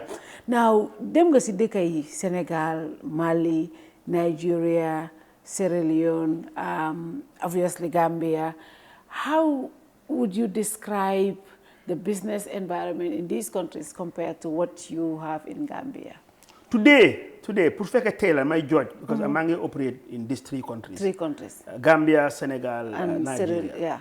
Gambia, Sierra Leone, and Nigeria. Business for me, the business environment, and specifically in River State, is Nigeria. It's Nigeria. Because Nigerians, they ute at the rest of Africa. Nigerians, they gum sen boba. Yeah. That you have to give to them. Yes. They believe in themselves. They believe they are the number 1 people in the world. Après lo xamné Nigerians day amuñ ko sen vocabulary. Nigerians añanuñ. Ñun nak fi ñu baral ci wax ji rek. Da fi xala nek la trop. Yeah. Dañ la sét Well, instead of you gis TAF Africa Global as a corporate body, ak lu moo def dañoo seet Mustapha Njie. Xam nga dama dee wax dara si kaf rek. Ne Gambia mooy dëkk boo xam ne. Man maa ngi dem school bi maa dugg primary school it must be about now 60 years ago. Gis nga am na koo xam ne xëy na jote woon ngeen ba ngeen nekkee primary school. Du ko mos a fàtte. Tey soo amee dara sax loolu laa bàyyi xel. Du ko fàtte de. Te warloo ko am ngir loolu. Si loolu si kaf la rek waaye to a certain degree again soo gisee ñu def interview yu mel ni Fatou. Mooy rek pour nit ñi ak xale yi. dañ war a jóg si loolu. dañ war a jóg si loolu xam ne barke ak tekki ak loo gis mu rëy rek dafa commencé si benn nit. du man rek Mustapha Njie. Soo seetee tey the richest black man in the world. Aliko Dangote. Aliko Dangote li moo def Nigeria du Nigeria rek soo seetee Afrique yëpp li mu fee def. te benn nit la rek. Aliko suma morom la. Aliko is also 67 now. Going to 68. Fi mu nekk nii for example the refinery that he is building or he has built in Nigeria. The refinery loolu lu xaalisam it's all debt. $19 billion. Ay Indians ñoo ko ronal lu nekk. You know so loolu lañ si bàyyi xel daal fi gën a man in terms of business friendly today. I will choose Nigeria. Because I get things done and people get things done. It's rather unfortunate and again I want to appeal to especially our public servants that we need to improve the business environment. Because the other thing is that if you empower Fatou Touré or Mustapha Njie, that is how John Smith or a Chinese or a Nigerian or an Indian, they will now see that, okay, you are empowering your own people, then they will come in. So we should really try and improve on this. It's not only about me, Mustapha Njie. Man, I have a choice. Today my business it's very small in this country. Despite always what you see here, it's only 15% of my global business. 15%? 15%. What? 85% of my business is outside of the country. Wow, that's... Yeah, but it's the size. It's the size of our economy too. Also. Mane, suñu la ne Mustapha Njie dafa ñuul kenn xasula. Man dama ñuul cook. Man dama ñuul loolu ko xasla. Gambia dafa tuuti. It's not a market. It's not. It's small. dafa tuuti soo li ñu war a def nag mooy waaye mun nañoo def mu rëy ni ñu ko defee mooy dafa am yu bari yooyu def da ngaa jàngee si dëkk yu mel ni ñoom Dubai da ngaa jàngee si dëkk yu mel ni ñoom Rwanda. lan lañ def ba tey ñu leen a coow. nañ def loolu. If you go to Rwanda, I have a business registered in Rwanda. So if you go to Rwanda, if you want to register a business, you don't have to move from one office to the other. It's one stop shop. Within a short time, boom, it's done. One stop shop. I was just telling Alpha when we were coming in the car that Rwanda, plastic is banned. So if you come to the airport with your suitcase wrapped, before they load it on the belt, conveyor belt, it has to be removed. They have a knife. They have a knife and a scissors. And they remove it. Wow. Zero plastic. And here we achieved it at one time when Jammeh was here. Why is now the whole place been littered with plastic? It should be enforced. It should be enforced. So these are the issues that we need to take into account. That's your question. For me, in terms of business friendly, I will choose Nigeria, to be quite honest. What happened to the TAF airport project? Definitely celebration program bu mag ci airport bi. What happened? Still saying that through the airport, the signs are there. What happened to that project? Whenever you drive through the airport, you see the signs there. What happened? Me, how many years? Yeah, 6 years now. Xam nga Fatou. Léegi yena gàllankoor yi moo gën si yow. Ak dama la wax rek ba dinaa ñëw si yeneen details yi. We signed it, but li ma foog rek in summarizing, the project was too big for some people in their eyes for when they think about me.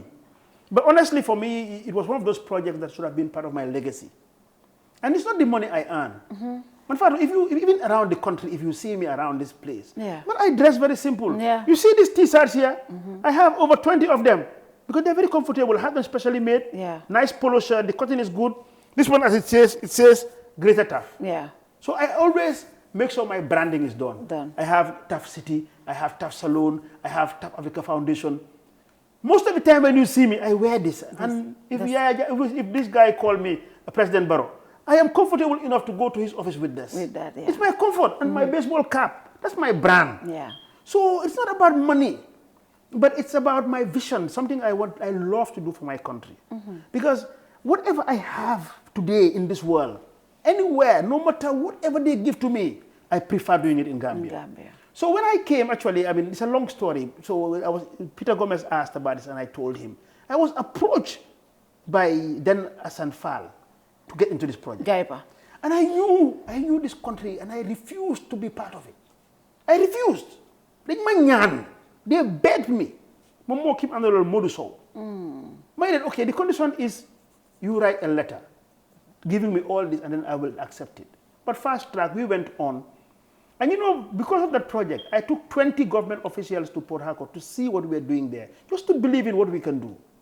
Ministers, they said, the late Lamin Diba, he was part of the delegation from Minister of Land. Minister of Lands, yeah. Bi agé Port Harcourt, when you receive land, dafa gastu nema at TAF, and I feel vice president. Because of the way they honored me. You know, so he was together with Minister Ahmad Ba, they visited. Then at the time, Minister S07, Minister of Trade, and their permanent secretaries, and their directors, over 20 of them, 100% paid by myself and their per diem, just to go and see what you're doing, what we have done, that we can do it here. But fast track, field office direct, so recently, actually, I've told my lawyers that, look, we have an exit clause, because really it's been too long. And by January, definitely we'll write to them that, look, let's find a way of settling that land. And I put money there, big money. People don't know this. Just to do the master planning of that place costed a lot of money. But my thing is, from this conversation, you signed an MOU with Social Security. Yeah. Zero. TAF Airport project with zero. What is your relationship with the government? Very cordial. Because you are a Gambian. Yeah. I mean, do azar. Yeah. Do azar. Yeah. MOU with Social Security signed with management, it didn't go through. Yeah. Beat a project like this. Why do you think, what is the problem? Why do you think we have to help? This is not part of the mam lafi. Don't you take Gambia, you la boss. Wow. Mam lafi. Ah, lulu mam la. Okay. Mam lafi, yaga nafi. So really, that's why I eda hale. Legi bu mal ki nga lañ ko def. Am nañu sey jaar ñu bari, xam nañ leen, ñu ko gis. Bu ko def dara rek ñu la attaquer bor bu nekka. So dama ndé obé ñoo may leen, please, jël sa time, bul gedda to start with. Man du may gedda. Man ni ma gis ni, suma amé sola ci baro. Because of who I am. I call the protocol and I go and see him. Yeah. If I want a minister, I go and see them. Because dama fi boka. Duma fi gedda. Look at top of project here. Yalla. Airport be. No, this is important. No, bobu dal. The more your decision is key. Te ñaka decision rek moko waral. You know, so why nak gis nga lim jur. Gis nga fi nga gis ni. It was before the airport. So bi gay di nekké di boss ak di xew mag ton rek jëndal land bi def fi li ben day gennu ci dëkk bi. And I'm building a special economic zone here. Just like the amount of airport. Yeah. Because only 500 hectares. Airport is only 160. 160. In Nigeria, out of that 1,000 hectares, I'm building a special economic zone.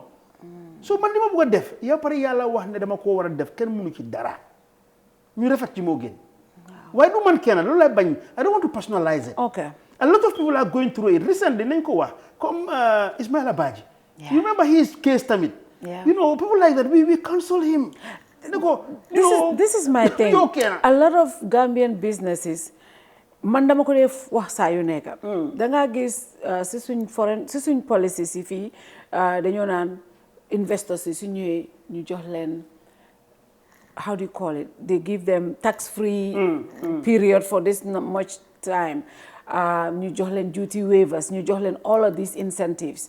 Like man the young Gambian boo xam ne maa ngi ñëw invest suma benn last $20,000 bi ma am ma ñëw invest ko jël Gambians aw ma tax break bés bi ma jëndee suma caméra sampa rek maa ngi fay tax maa ngi fay all of these things yuñ ma laaj maa ngi ko fay te su ma ko fayutee ñun jotama but this person koo xam ne mu ngi am billions dafa ñu invest te du Gambian amul those incentives and then when it comes to competition a lot of us Gambian businesses Ismaila Badji and a lot, in fact si pharmaceutical business bi a lot of these young Gambians yoo xam ne ñu ngi si pharmaceutical dañ laa wax ne they feel the way they are treated is so bad. Even recently, the ministry be provided a list of ñoo xam ne dañ foog ne dañ am issues ak seen products. There were other people yoo xam ne amoon nañ that incident. They did not release those their names, but these Gambian companies ñu release their names. ñoom luñ believe ne yéen ak ñoo yaxal suñ business yi. Why when it comes to a certain group of people you don't do it. So a lot of Gambians feel that way. Look at Ismaila Baji. Look at other people. So da nga foog ne those kind of environment lan la dee def si business nit ñu treat la that way, ñu expose certain things about your business, the integrity and the kind of way people look at your product. I just want to generalize it. Generally, yeah. Xam nga wax naa la ne maam la fi. Yeah. Bugguma jaar si yenn tuya ak yenn incident yi si dëkk bi fii. Boobu yéen xaajagu leen a juddu. Waaw. Ngir war a tekki rek ñu def la fi yoo xam ne yu ñaaw. It's rather unfortunate but am na fi. So du saa génn ne tey rek la. It's not only today that you have things like this happen, because I think it's because of our nature being very small. Yeah. We know each other. I mean, there's only in Gambia ki kañ la fi. Kañ la fi bi nga doon ki nga doon. Wow. Come on. So the Adama Barrow kañ la fi. Adama Barrow président la nag te président da nga ko war a ona nag. Mooy dëgg. So si la fi léegi la fi. So lim nekk léegi da nga ko war a jox. And that's what we cannot. Mënuñoo jël loolu. Ñun dañoo jàpp rek ne ki ma la xamoon. Fatou Touré bi ma xamoon mu nekk high school. Ku nga war a doon bente adina nag daf du demee noonu nag. Wécceeku dafa am. So my advice goes in two ways. Benn bi mooy xale yi nga xam ne ñu ngi bëgg a dugg si business o ñi si nekk o ñi ñëw. Kenn ëppale wu leen fii. Fii man li ma survive loolu ma nekk fii mooy dama bañ ne du ma daw du ma dellu gannaaw kenn ëppale ma fii sàccuma tappalewuma fenuma. There are certain qualities yoo xam ne dama ko dee guide bu baax a baax. Commission yàgg na fi. Bi Jawara jógee fii man I was doing business during Jawara. Kenn dégguma ci commission. Am na bi Yaya Jammeh ñëwee bi mu fi jógee 22 years dégg nga fa suma tur. Dañ ma oo ma clarify di AU village so ma demee dama laajte ne ma ne man sax yéen a ma desal xaalis. Lii maa ko moom. Su fi Barrow jógee kenn du ma oo ci commission. Because yéen ay so ma see oo duma ko def. And first thing to do, I advise these young business people, be a man of integrity or a woman of integrity. Li sambay def, demba di ko def, du sa génne mo nga wara def. No. You must have values yoo xam ne ku ne su ñu taf ne lu mu la wax def ko. You have our challenges. Yeah. That's number one. Number two, maa ngi advise public servants ne adina dafa gudda tànka. Because tey mu nga nekk tey nga nekk a permanent secretary o nga nekk a minister. Ele nga gestu sa cousin or sa brother or sa lii nekk in business yow li nga bañal Fatou Touré nga gis ñu ko def dafa la naxari. Not only that, we have seen it here. Some of these people in their government positions, politically, they switch sides. All the time. They fall out of favor. All the time. And then they're there on the other side. All the time. Just look at those. I mean, there are some few who are still alive who were in the Jawara regime. If you go past them today, they're totally irrelevant. Ken xamu leen. Ñu musa xam ne ministre lañ woon. Seen time nag ay nganda lañ woon ñun ñu fekkee ñu ay ponkal lañ woon. Yeah. Tell me Yaya Jammeh. Yaya Jammeh, how many people has he made ministers? Ñu ko fekkee nañ ko fekkee ngeen ko. Dëkk bi yëpp ministre la woon. Today ana ñu where are they? Da nga romba sax ñi duñ leen dee xam. So ñi toog tey nañ xam ne ëllëg am na.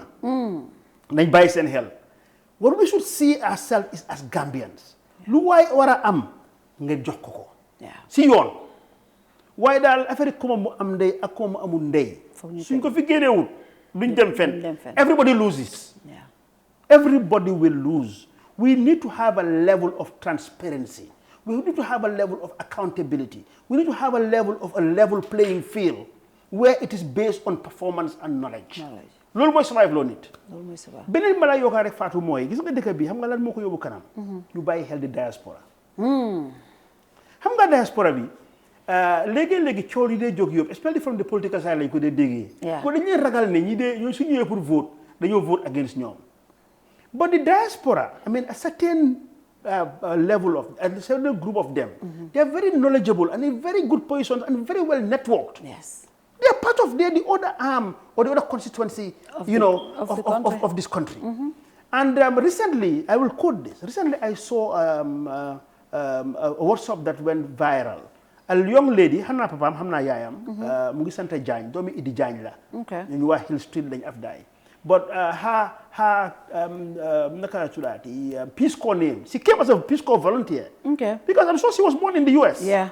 But of parents, both Gambians, you know, and she opted to come and volunteer as a Peace Corps. So I remember her Peace Corps name, Kani Turela. I want to advise you to come and dig the Halibuwa. But in short, the government, and I would advise them, they should try and tap into the diaspora. Yeah. Every sector you see in this country, there is a Gambian who is operating at world-class level. Yep, that's true. We saw it in 2017, when TAFCON 2017, when Barrow came as the chief patron. Yeah. The event had to stop because everybody in the hall wanted to shake hands with him. Yeah. Most of them from the diaspora. Yeah. But moving on today, a lot of people are giving up hope. Pass a good. Gambia never tutti. Yeah. We should work on our human capital. And there are very intelligent, smart, you know, financially powerful Gambians that any government that sits here, my advice to them is to link up with these guys. Let's find a way of bringing them as part of the development of this country. A good example is Rwanda. Rwanda did it. I think Liberia also, after the war, did it to a certain extent. And you can work with the donor community. So, for example, if you have Fatou today working for Microsoft, you know, you can, through those programs, subsidize his pay. So maybe Microsoft or some program will pay for what he is, but he will come here, and also his knowledge will be transferred here. Yeah. That is what the country needs today. Because, you know, there's one thing that Yaya Jammeh did, and a lot of things that the Barrow government is suffering from, it's not their fault. But what they did was, they continued that structure, they didn't stop it. Yaya Jammeh, as the president, when he came in 1994, there was a massive, you know, exodus of people who were trained and knowledgeable. Yeah. In Gambia, East Timor, when it was being set up, most of the public servants that went there were Gambian experts from here to set up the East Timor public service. Now, when Jammeh came, Jammeh just quickly fired so many people who were so well trained and knowledgeable. And what happened? Some people were fast-tracked and promoted. Yeah. Now, some of those people, today they are in some position, very responsible. Yeah. But they haven't gone through that training. No. So the foundation of what is happening there was built 94 and post-94. Now, the Third Republic, to a certain extent, is built on that foundation. Are we on the Third Republic? We'll get to that. We're in the Third Republic. We are not now. yet there because we don't have a change of... That's too technical. Okay, the third presidency. So we're in the third presidency. And I think, honestly, for me, advice again. Yeah. You know, as an advice, there's wow. There's a necessary in this country. System change. System change. Because today, this is the reality. Wow. Investor bu yote. So invest, you find a way to State House. That should not happen. We should set up a structure. Wow. So you can go into a system. But we have a GAIPA already. I'm investor you for your and from Yaya Jammeh. So really, I'm just talking. It's based on. But this is a good assessment. Yeah. Okay, but I'm not saying that. Look. So buge def yenai, you make a difference. You want to be like a Rwanda. Yeah. You want to be like a Dubai. You want to be like a Singapore. There are certain things you must do it. And for me, if you ask my advice, you have to try and forget the foundation that Yaya Jammeh had done, and then build upon it. We are just doing things the Yaya Jammeh way. If we want to progress as a country, there needs to be innovation. There needs to be innovation. You know, look, this is what is right, this is what we are going to do, this is wrong, we're not going to do this. And unless we do this, we will not move. 7 years into the Barrow government, what is your assessment of Well, Barrow government, I hear a lot of things, and I think with my experience. Do you know, man, they came to arrest me? Have you heard that? Yo. Oh, yes. This government? Oh, yeah. No. In during the impasse. Oh, during the impasse? Yes. Then you can tell the stories now. Wow. Because a lot of people claim these changes. These changes for Yaya Jammeh to go was multiple things. Yeah. A lot of people play a lot of part, a lot of role that were missed out. You know, Gambia has Gambia decided. Yeah. There were people behind it. The salutals. ñoom Sall dañu am ay mag nag. am na ñoo nekkoon seen gannaaw. Sall they came to arrest him. Nga fa la Sall nekkoon. Suma kër lañ ko laa ko nuba bañ ko arrest. Waaw. Yow loolu mën nañ ko wax tey. Because record si dañ ko war a binda. Ko am ñu toog di bàkku fi mu nekk nii li lañ def. You know, Sall yes ñooñu dañu finance. ñoom sang Sall ñoom ñang jaay. Na fu xaalis bi doon jógee nag. So we fought, I mean, to make sure there was change. We all played our roles. Yeah. So after Sal, a guy been a century in my house, you know, I'm going Sal across Burfoot to my place, you smuggle them out. I was using my phone, but I was using my Nigerian phone. But one thing about Yaya Jammeh, he was very sophisticated. He was sophisticated. My phone was traced. Wow. And they came to arrest me 3 days later. But me, when I was building my house, I built an escape route. Whoa. It's still there.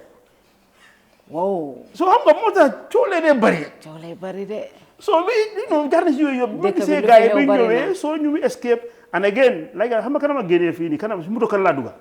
Tombong Sedi, like Ogo. Tombong Sedi. Man luma wada ma wa record. Ni se dunda bentay. Okay. Tombong had a tinted car. Si ganaw la nubu. Yob ma dem ganaw marché jël gal, louer gal, cross, dem be ci alabi, cross ganaw fi jaar ma si boda bi. Gena jël moto dem Dakar. And you know what the instructions were from the NIA? We discovered all this. Ne suñu jappé man ma sal ak ñi ni will be castrated. Wow. So listen, we have a right to prove what? Everybody has a stake in this change. You know, and really, Taylor Nehrek. That's the reality. Nah. I mean, when I rented out, you know, my Borough State at Beaufort Gardens. Yeah. Time bobu ñu ko ñëmé def bari wut. Déedéet. You know, actually, a lot of people stopped me to do it. Time bobu Jammeh mu fi won. Oh yes, during the impasse. A lot of people stopped me to do it, and we did it because dañ gom suñ dëkka. And there was a lot of risk that we needed to take. You know, and we took it. I was telling people, I went out and I was in Nigeria, and Ekumbaba, you know, Ekumbaba, how many boy Banyuli? Yeah. You know, so they were having 50 years anniversary. So I was bringing all the t-shirts for them, over 500 t-shirts in bales, flying with Arik. Yeah. So I check in Bapare at Lagos Airport. It was a Friday, Friday we are going to change that. Change that. More about like, more community, you're going to change that. Can you imagine? I had 500 t-shirts all in yellow. Because Ekumbaba is yellow. Yes. You can never imagine. Ak yellow yoy. Anyway, fast track. Mane guy, man plane beat was watch Gambia. I never know. You come like you sending there. But again, contracts. I took a picture of the tags. I knew they represented in Dakar. Because Dakar don't jeke. Yeah. Mane ko look, small luggage, limo taxi, please watch it on Dakar. So you watch it, and I took a car to Dugasi Gambia. Wow. Look, we want to see this country progress. Yeah. I would deal side fila neka fila neka. I'm not know how many like between 2017 and now. I'm not know how many Santa Yala gina na fi. Okay. Legi la neex wax. Waaw. Du fi ya jame nek duma ñëwé ñuma wax li. Lool moy dëgg because man duma jël risque pour ñu fatal ma o ñu ray ma o ñu tej ma. That's the reality. We have evolved in that area. At least passé nañ loolu. And the government you must give it to them ne. Ñom tam ñu sé def leen war pour am loolu. Again my brother Pamodo Bojang, lim def, dem na court, and this is a lesson for everybody. At least ñu nekk ci biir government bi foog ne lu la neex rek nga def. Loolu génn na fi. And we need to also give compliments to the judiciary. Yes. Because lii time Yaya Jammeh du fi xew. Mënu fa na xew sax. So these are all the things yoo xam ne passé nañ ko. Waaye nag lu fast daw nga caw ko. Ñu caw ko. So dañ caw government bi. Waaw. Fan nga leen a cawee. La caw rek mooy ñu wax the level of advocacy. Ne look ñun bañul leen. Man amoo benn cause pour bañ government bi. maa ngi fi benn tey te du ma daw. waaye nag suñu defee la ne du yoon nag ñu dem nag si jekk ak teranga. wax leen ko. because ñi suñu ay raka lañ. definitely ñun nit ñuy mag si government di bari wut de. benn moo faa nekk. waaw bari wut. waaye nag am na yoo xam ne ñu war luñ toog mu yaaxu. because su neexee ñu ñëpp la neexal. su kenn defee dara dinaa ko def discreetly. naa la call te maa ngi koo def benn tey. ma ñëw ne la ma dee liggéey ma déglu sa paat. mais la I think su doon mën a la ni nga ko defee bàyyi xel si liggéey. and most of the time. daf dee am. waaw. Recently, last week, the Economic Forum Gambia Sénégal Economic Trade Investment Forum ñu gis Prime Minister Ousmane Sonko ak Vice President Gambia bi fii and a lot of technicians were ñu ngi nekkoon fii sign nañu accord yu bari business people ñu bari ñu ngi fi. In fact, this is where we concept this interview we are doing today. It was more of pour ñu last year amoon na Sénégal, I was there and I thought it was very interesting. Lan nga foog ne forum yu mel nii lan la moo mën a jël njëriñ réew mi? Well, forum yu mel nii gis nga it's we have the Africa Continental Free Trade Area, you know, which du ma si dem bu baax. waaye ku nekk war nañoo xam leen la. pour ici dëkk yi la ñu mun a def trade ñu mun a def business together. waaye dëkk bu ci nekk dafa am looy war a indi. waaw soo ko isee back to this Gambia Sénégal Economic Forum. Sénégal dafa am lu ñoo indi dafa am lu ñu bugga. waaw Gambia tamit dañu war a pare enough pour ñoom tamit ñu seet lan lañ see mun a maximize pour seen nit ñi. si li ma gis. Sénégal dañ pare. they are always prepared. I saw today. diggante bi jumaay government bi ñëwee ak léegi. they have prepared a 25-year development plan. 25 years. So they have listed out what they are going to do and how they are going to do it for the next 25 years. Yes. This is something loo xam ne lu ma foog ne dama ko mën njëkk isi loolu rek. Gambia lu ñu war a jóg la. non partisan. waaw non religious. ñu ut xam-xam ñu seen xel màcc si lu nekk ñu am li ñoo ooyee think tank. think tank mooy ñi nga xam ne dañoo mën a xelaat comme su waxee affaire yi housing fi mu nekk nii mun la wax affaire yi housing nag te Mustapha Njie doo ko si indi. lu saa gën a ma ñëw pour def business de waaye ñu xelaat. lan mooy jëbuñ si kanam for exemple su fekkee dañu wax affaire yi media. ñu seet ban Gambien moo nekk si biti di def so well si yenn yu bari affaire yi ñu seet kooku naka lañu koo xëccee. parce que nga léegi Fatou affaire yi xam-xam jarul sax nga toog physically. things can be done virtually. you can contribute so loolu lay foofu lay njëkkee dëkk bi dañ ko soxla ni mu gën a gaawee. ñu xelaat lu bari. parce que xam nga lu tax population growth. mooy suñ biggest threat. Gambia the population mu ngi grow at 2.4 to 2.5% every year. quickly rek pour lu yomba xam nga loolu lan la miin. tey we are 2.8 million nit. in the next 12-13 years xam nga ñaata nit ñoo nekk Gambia 13 point something 3 point something million nit ñoo faa nekk. about 3.8 million 1 million nit moo nañ fi yokku. te suuf si du yokku. it's a challenge. moo tax nga gis suuf affaire kër yi di yokku lu nekk di yokku. so loolu benn challenge la. so ñaareel bis loolu amee youth unemployment. major challenge. xale yaa ngi màgga amul liggéey. so lan laa si crime laa indi dëkk fi du neexati. so dañu war a xelaat lii yëpp scientifically mun nañ koo xam. xam ne look in the next 2 years tey ñu ngi 2.8 million dinañ àggal 2.9 something. time bi nañ àggal suñu àggee loolu nit ñi lan la ñoo def ñi liggéey lañ war a créer lan la war a xew loolu think tank boobu ñooy xelaat ñu prepare master document boobu leen loolu la Sénégal def. Sénégal ñu ngi they are going to provide 700,000 jobs under that program. It's laid out. ba pare lu ñoo monitor la. so Sénégal dama foog ne Ousmane Sonko si gàttal rek ak waxi lii du dof. Ousmane Sonko te dafa yàgg a pare. 10 years ago la xam li moo xam yëpp very well trained. He has a doctorate. He's a doctorate degree holder. dem na ENAM mooy fi njee trainer public servants. He is very well trained. ba pare nag yàlla daf ko dugal yenn jikko yoo xam ne loo soxla si njiit la. because loolu su ko amutoon ni kon du agsi fii. Ousmane dafa doylu.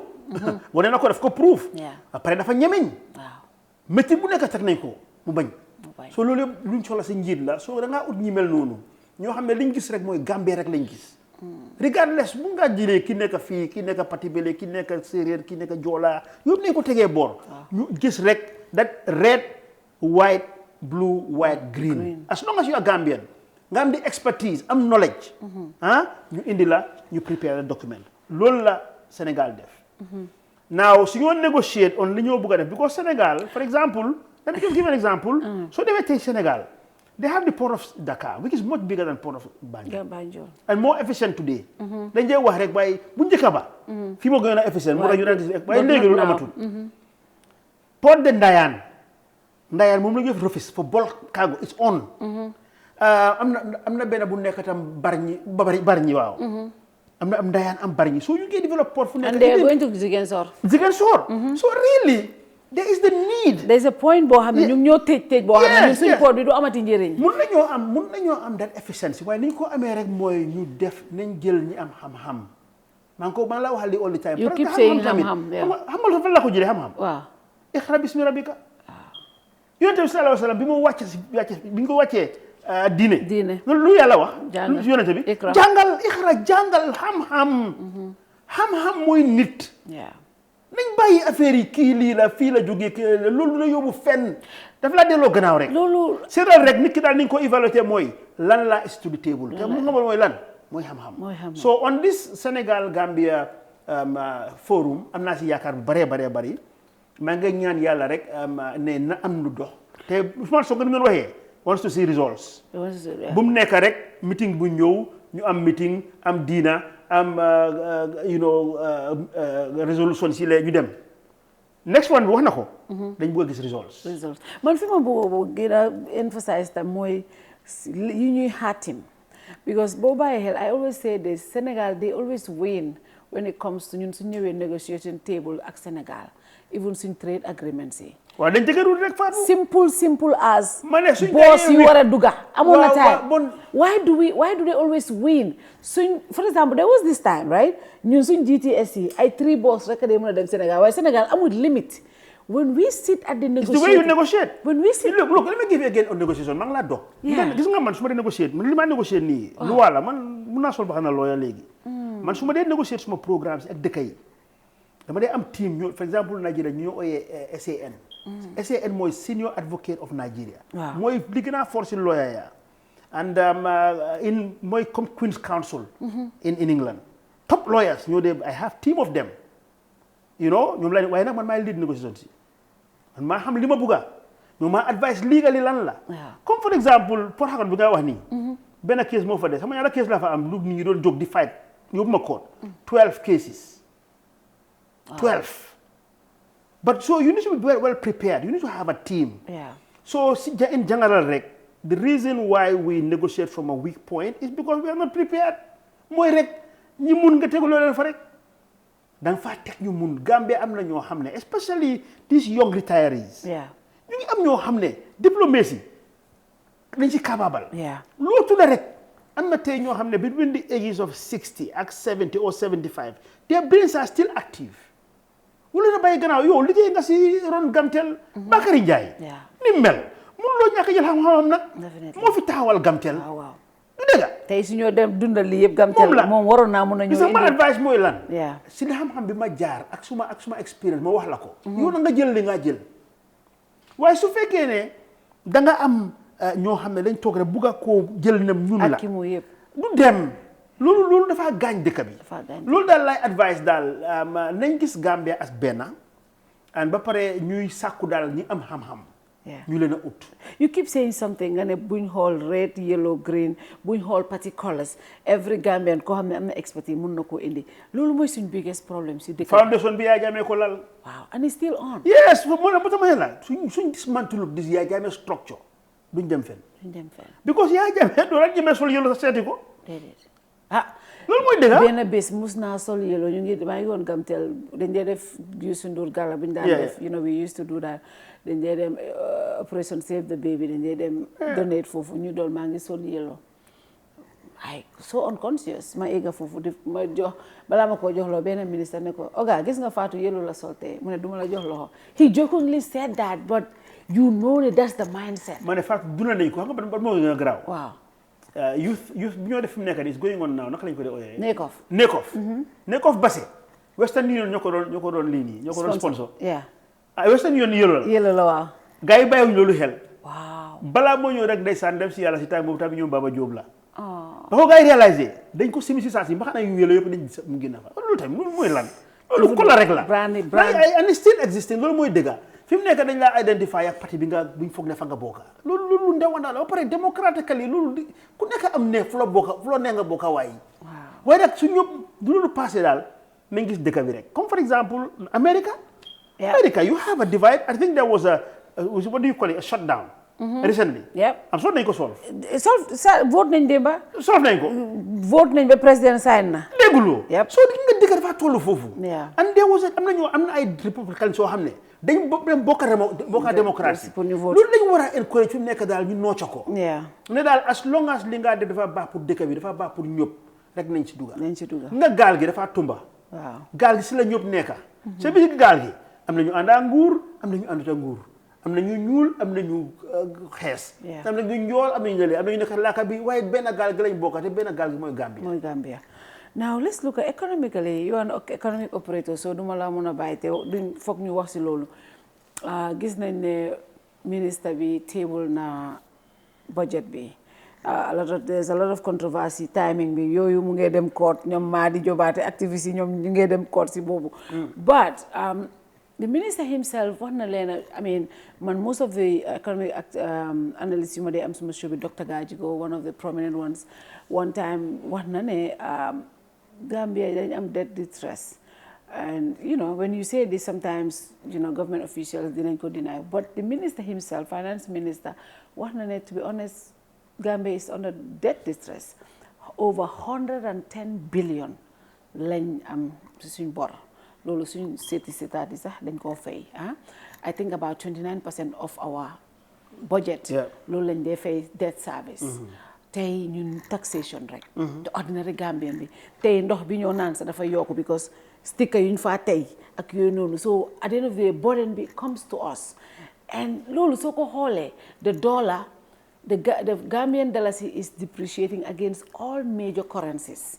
The dollar, the CFA, the mota tay bagage lo jënda Gambia cher na man suma déggé ministry bi or IMF or even central bank ñu né our economy is doing well. I said to them, no, I'm not doing well.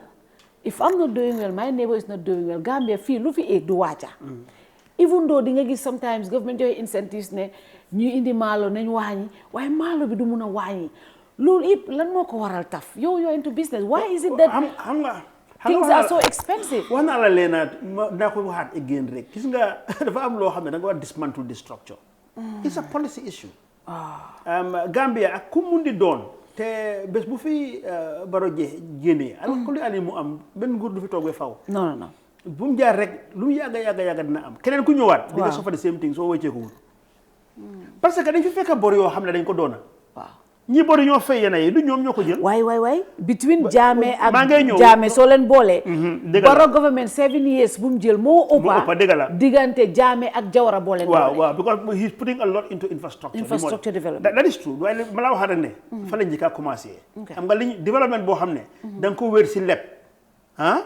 foo jaar noonu ngaa mujjee moo tax may la dañ ko fi fekka xam nga am na yenn bor yu ñoo fay fi mu nekk nii time Yaya Jammeh dëgg la yuñ jëloon time boobu mu ngi neexoon ñuy def li ñoo ali xew yëpp waaye nag ba mu fi jógee it am na ñu ko fi ñëw a government is continuity in government so therefore whatever liability that they inherit they have to honor it so now on top of that liability they are adding more because they haven't changed from a structure of borrowing for investment su fekkee ne nga ne kuy leb da ngaa leb ngir da ngaa pare fay da nga ne man ok like for example man taf mun naa leb su government su mun naa leb banque su ma lebee banque damaa samp kër waaye li ma samp xam naa ne dama koo jaay mooy fay bor bi loolu lañ defut so therefore there must be a change from an economy that is based on borrowing and collecting taxes to pay their debt into a productive economy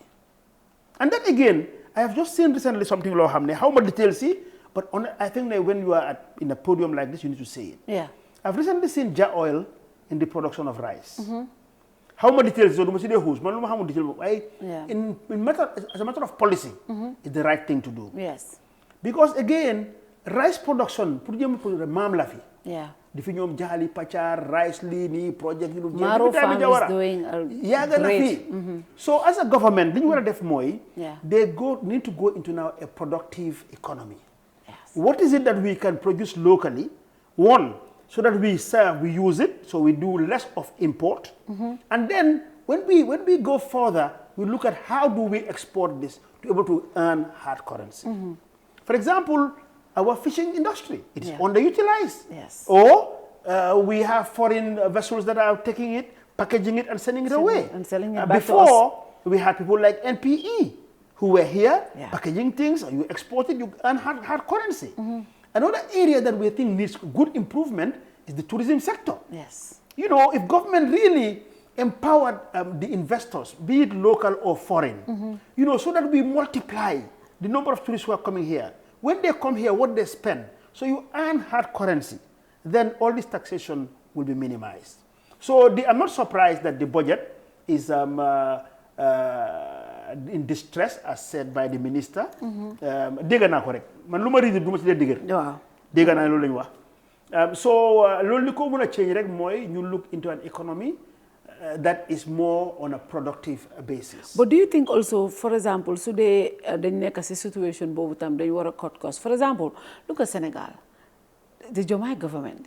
You know, I don't know what is going to happen ëllëg, but what we see the first na hell, dal na hell. Because I don't know, they said there were certain departments they're not necessary. They cut Senegal cut 9 ministries to 25. We merged some of them.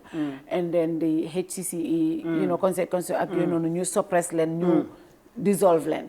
There were over how many? 80 billion combined to those. President, the budget in Senegal was 80 billion CFA. Cut half to 49. The vice president's office was 25. They cut it to 11. The speaker, the office of the speaker, cut to 11. You know, people say, if you want to lead, you lead by example. I'm going to tell you, Diomaye bu demee ci Ministry of Finance ne ko dogal sa budget do am lu mu wax because moom dog na budget. But that's the difference in Gambia. In Gambia, the Ministry of Agriculture ñu ngi 800 and something. The office of the president is 1 billion 80 million. We are not seeing that trajectory in our country. What do you think if we are ñun ñëpp taf dañ ko def suñu kër. soo gisee loo am soo gisee dépense bi daw lii na danga dee wàññi sa expenses. If the Minister of Finance says ne ñu ngi under debt distress, most ak tam lim si yokka tam mooy ne development partners yi ñoo xam ne ñoo ñu war a jox budget support. Last year amuñ budget support bi yëpp. Léegi su dee amuñ budget support yooyu noonu nekku di ñëw. I don't know what the reason is, because obviously development partners dafa am indicators yuñ dee xool balaañ laa jox xaalis. So su dee yooyu amut te xam nga ne li nga indi si li nga am doyut lan nga war a def. Austerity, I mean, I think at one time, and we heard it also, the president announced some austerity on travels and so on. So they've realized they know. But what was that implemented though? Well, that's up to them as a government to do it. But you know, the fact that they've realized they know.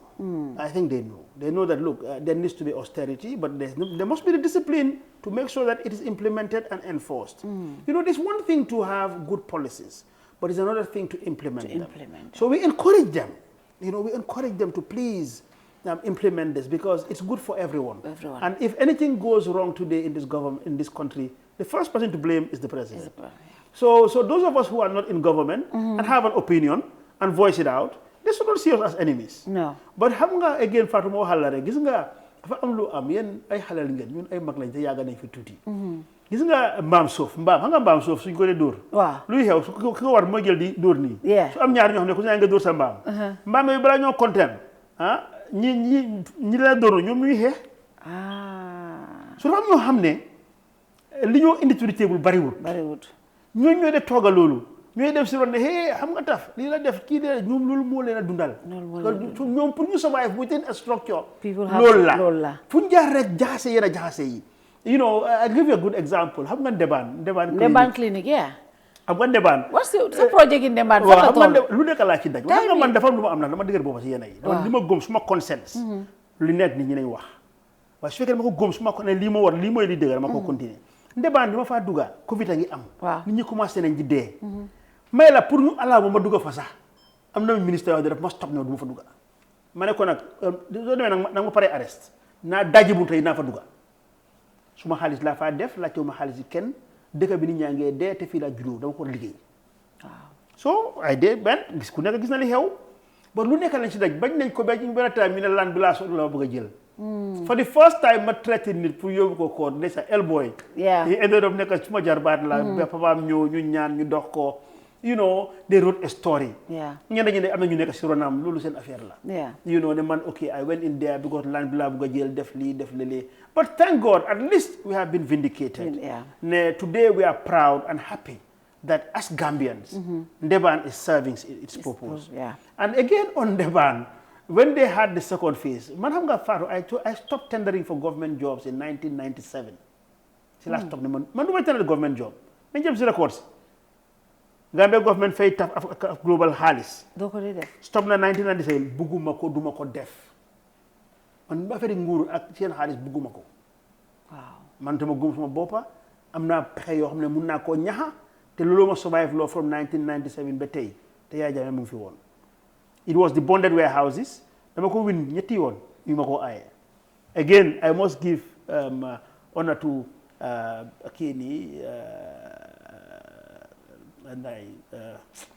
minister the Minister of Trade at the time, Dominic Mendy. Dominic, yes. Dominic, am nga dëkk bi am na ñu gore de. am na ñu gore waaw. Dominic si la bokk maa ko wax. dafa gore. Dominic moo ñëw dem si Yaya Jammeh ne ko yow lan la kii nii win na ko nga ne nañ ko tendawaat mu winaat ko lan la. non kii daf ma bañ kii li wax lii xam nga tamit lu si waxoon ñu ne UDP bi ñoo form seen parti bi in Brikama. maa ngi fa woon ak suma pick-up. fekk man dama jaay benn pick-up nga ma ne branche suma pick-up bi. waaw soo sos yi yàgg na fi de. ñu ne maa fa woon. déedéet waay yàgg na fi mu damay leen maam la fi. ndeysaan. so anyway am na nit ñu baax nag. so Dominique dem ne ko waaye nga oo ko nag wax moom xam lii xew. and that happened. You know, so loolu xew again I must give honor to Hame Kebe. mu tam lu def ko sonaloon tamit time boobu leen ñu ñëw gis moom ma ne my brother lii daal mooy xew te moom time boobu mu ngi jegeñ Yaya Jammeh boobu tam tuuti faal ndeysaan ak jabari Kebe so mu ne li ma def mooy dama organise daal ñu dem gisi waañi guddi weeri koor la woon ñu dem fa so bi ma waxee story bi lan la ma yóbbaale suma passeport bi ñu demee man time bi ñu wax ne si la UDP doon def meeting bi Brikama naa ngoon Angleterre stamp bank fa so there and then mu ne gis nga nii li dañuy yaaxade. But anyway, I decided at the time, look, if I want to continue what I want to do, I have to go away from government.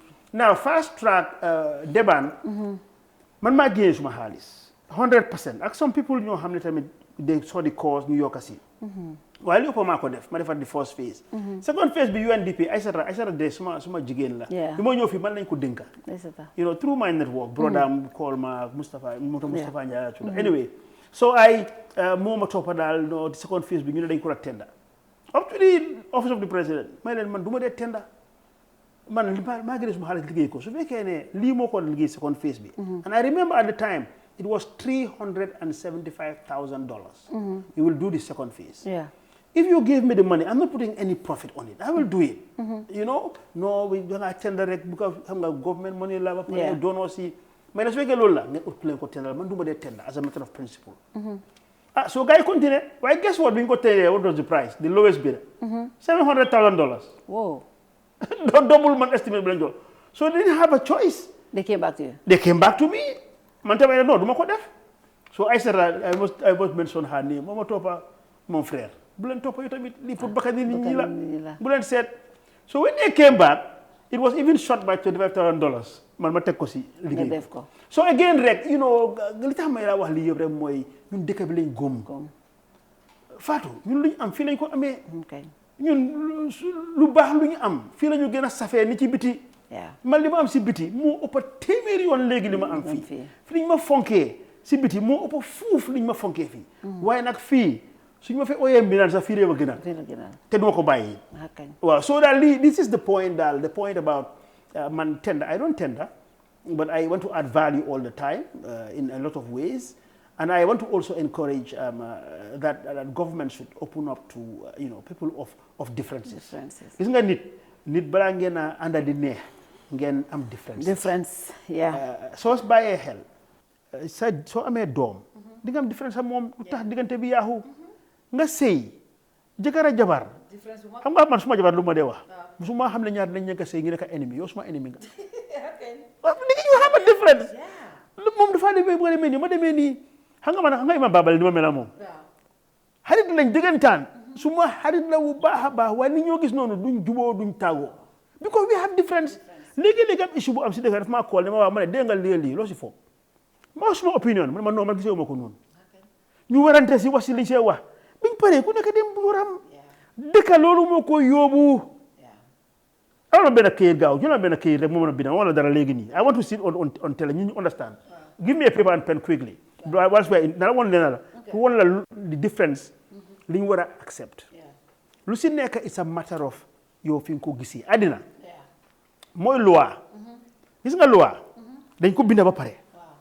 why do you have lawyers why do we go for interpretation it's the way you interpret it Fatou Touré as a lawyer dafa am nu moo gisee ne waa loo bi nii la ko gisee ak yuyee ko noonu man Mustapha Njie ma ne non du noonu ma ak yuyee ko nii den nag ñu am na jooj nag kooku jooj mi waaye loolu dafa dem ba passé dañ koy dem sax nga dem nga win ko yow ñu ne non nga dem appeal nga dem si beneen stage ba si Supreme Court ñaa fa nekka da ngaa am 5 judges yu toog pour ñu xam ne dëgg benn erreur amu si waaye loolu mooy àddina su nekk rek lu bari dafa des si nit ki na nga ko gisee so loolu daal lañ bëgg nañu ko encourage daal because suñu dee def interview yo Fatou dañ ko def rek pour eetes yi waaw ba pare tamit ndax dëkk bi gën a neex dëkk bi su neexee rek ku nekk waaw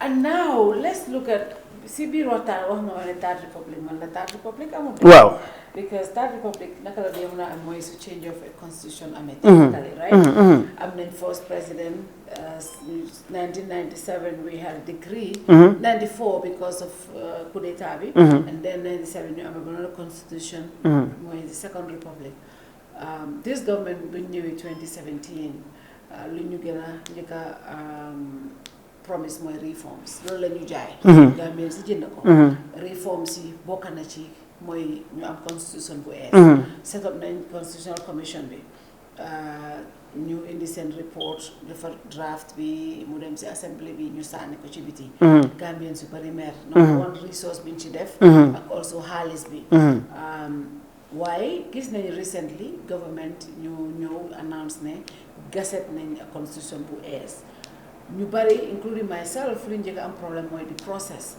was not transparent léegi waaye nag dem nañ xool ne dëgg la process bi transparent yu bari changé nañ ko loo xam ne loolu la de people's draft 2020 bi nga xam ne wër ne ñoom am yu bari changé nañ ko léegi waaye tam nag ñu am na ñu wax ne dëgg la this process was not transparent but Gambia soxla nañ constitution lan mooy sa stand yow si constitution process bi nga xam ne moom lañ nekk right now 28 la ñoo def first reading bi ak assembly am nañ bi ba balaa ñoo dem si constitution nga bala Fatou wala àddina mooy lan àddina lii la lii lan la li 6 la 9 loolu nga gis waaw loolu lan nga gis fi mu nekk nii 9 déedéet man 6 laa gis waaw ñu naan dañu rongu ñu la ñoo wone xam nga yow fi nga toog fi mu nekk 9 nga gis waaye man 6 laa gis it's a glass half full or half empty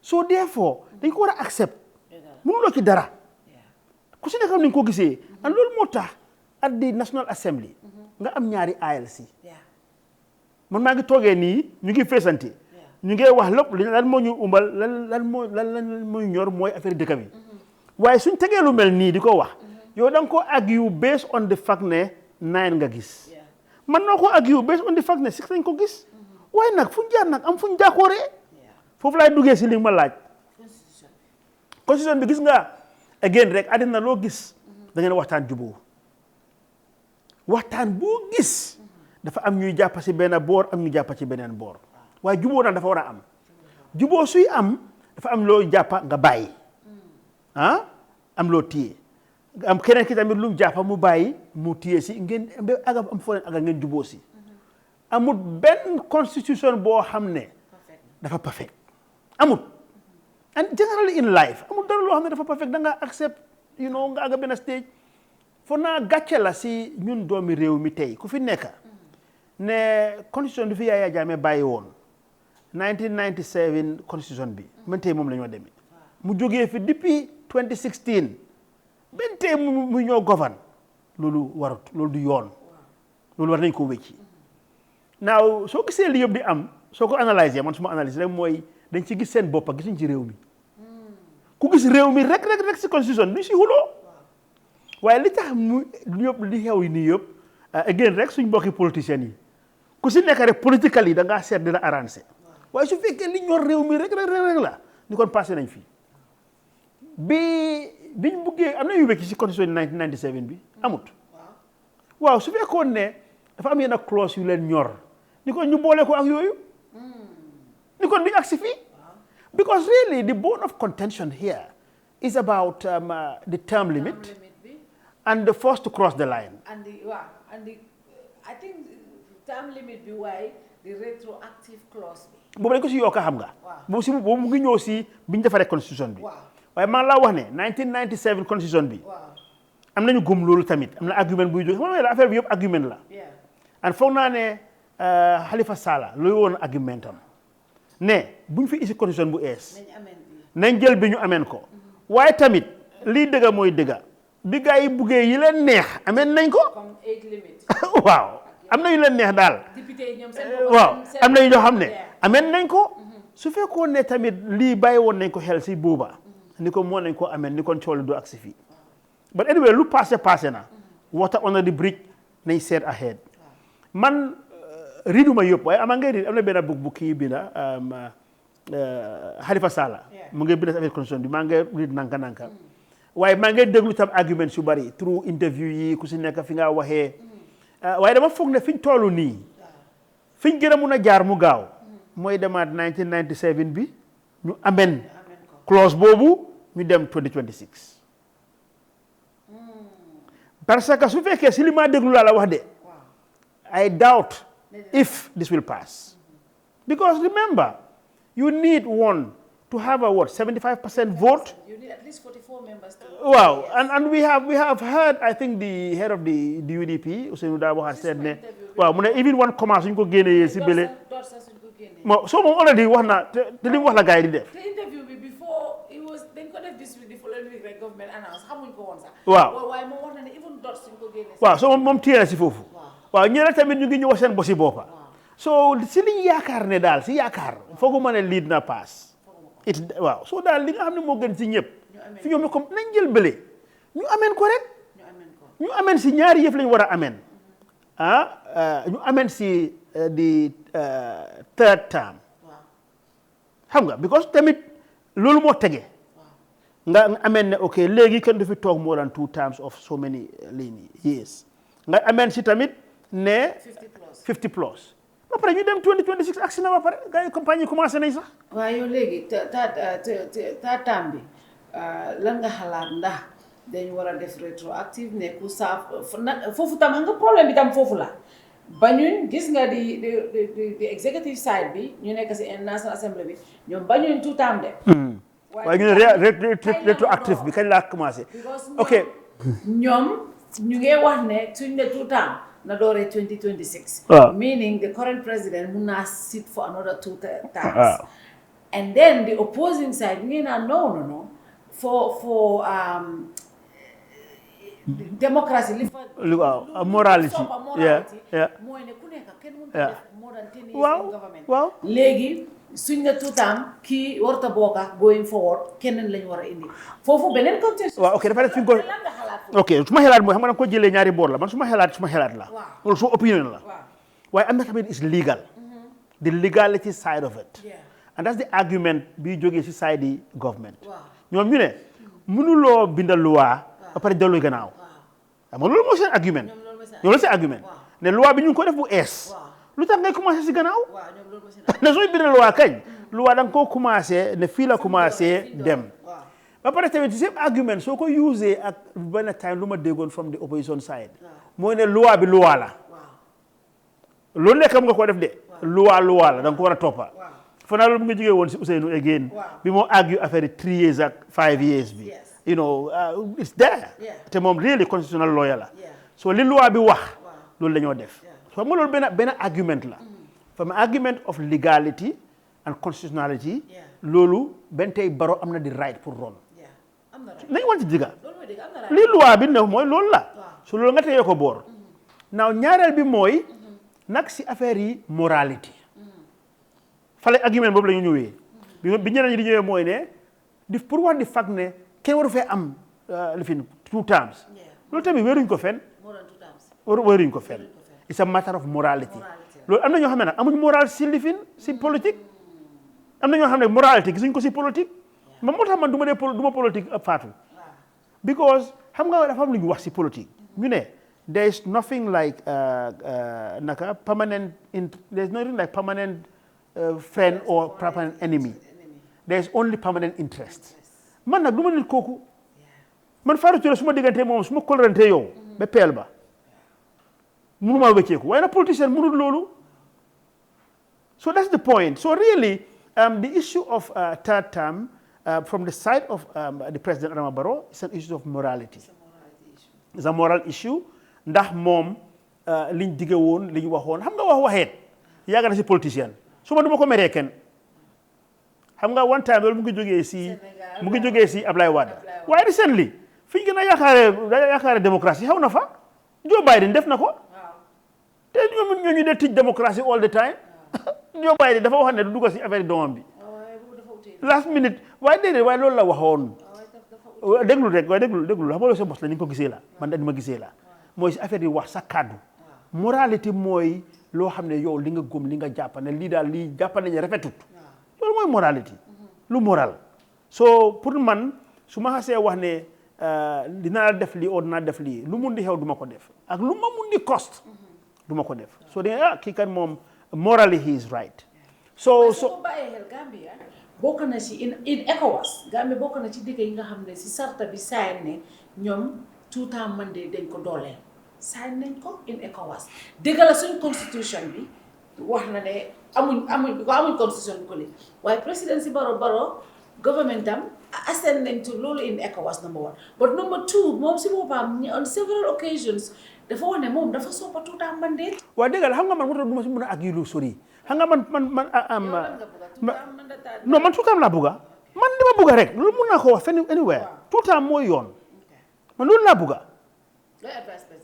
su ma ko doon advice def loolu xóot la waaye xam nga nag man déglu ma wax la dara nag gis nga man yàlla daf ma def dama am access to Barrow su ma ko buggee gis dama call Alaaji Cissé na ko dama gis Barrow su ma demee li ma wax ma wax ko moom dama am access to Ousseynou Dabo téléphone am mu ngi suma bi dama ko ma koolee ne ko maa ngi ñëw daf maa xaar dégg naa ko ba soona soo man wari ma si bul wari nëbbu ma ko so dama dem seeti ko man du ma UDP waaye nag I have access to him te Ousseynou ku ma respect la ay moral respect lañ am so dinaa ko call gisi ko Halifa Sallah I have respect for him su ma ko bëggee gis dama ko dee gis ñii nag lu ma wax ak ñoom du ma ko wax si télé li ma foog si ñoom it du ma ko wax si télé waaw waaye benn tey rek waaw dëgg la waaw waaye kilifa doo wax su fekkee ne waaw doo wax moom si penc bi loolu moom lañ ko xam li nga xam ne jox na ma cër boobu su ma demee dama faa wax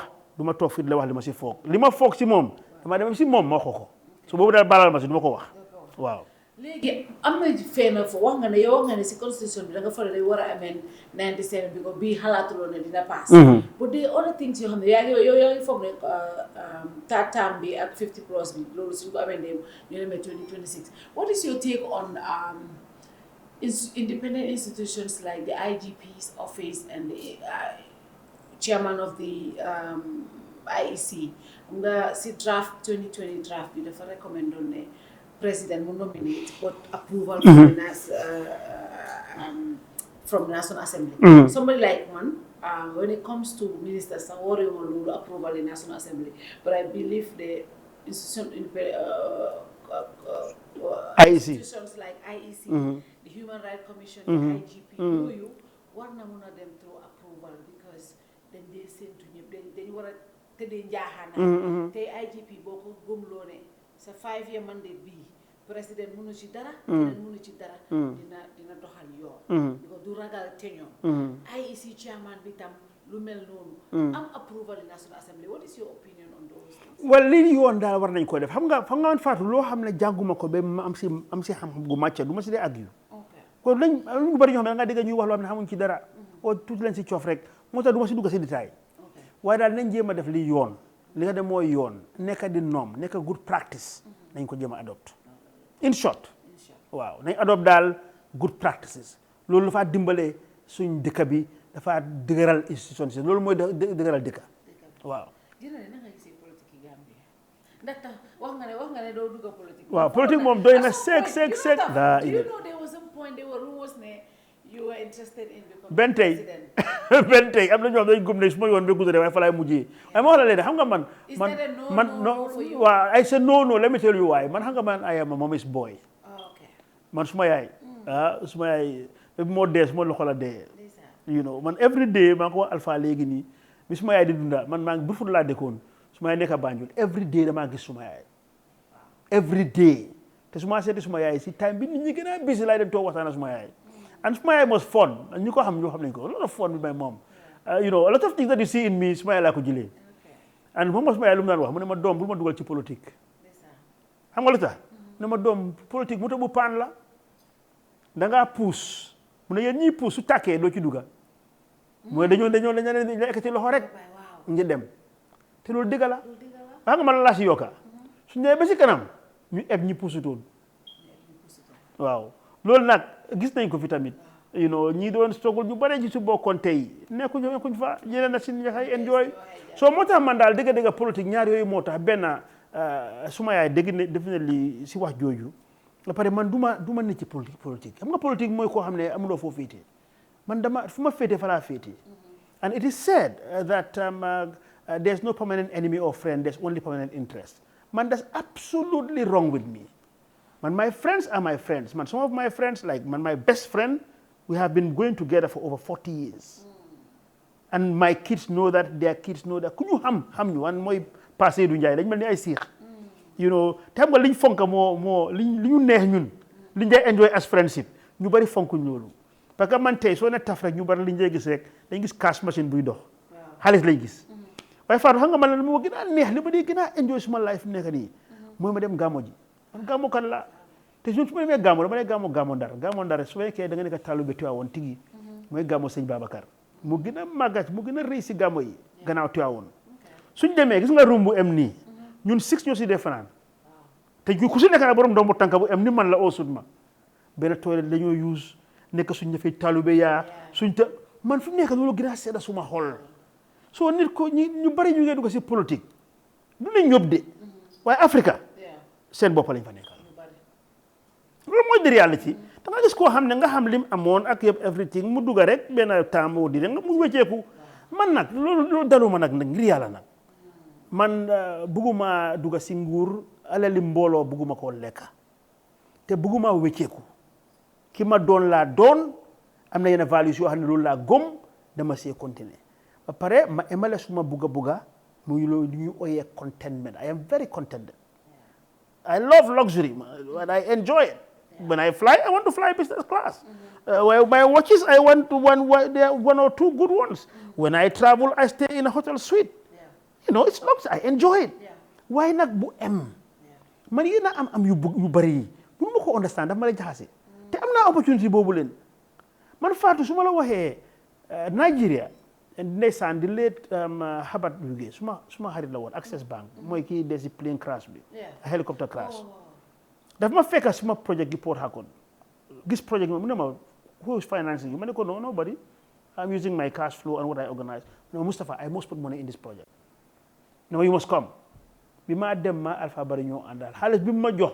bi mu approve pour ñu def ko si xaalis bi du ma ko wax xëjul Gambia jox ñu ko loon ñu fayaat ko moom mu saw jëm a forcé ma am plane so gis naa opportunité yooyu yëpp because my level at that ma demee ay Nigeria foofu laa toll woon masha Allah you know because dama ko waxoon ne ko daal man I want to come back to Gambia after 2018 ma ne ko daal look ma ne ma waay ma ne ko look at my age now at my experience I need to give back to my people I want to operate from Gambia jokingly mu ne ma that's your small village what I'll do for you look I buy you a plane and that's what they do I will finance it and then when you are not using it I will release it out so su fekkoon ne bëggoon naa yooyu waaye man li ma gën a fonka mooy ma romba tey xale yu ndaw yi ma dimbale leen loolu ma war that is why you see me now with my media outfit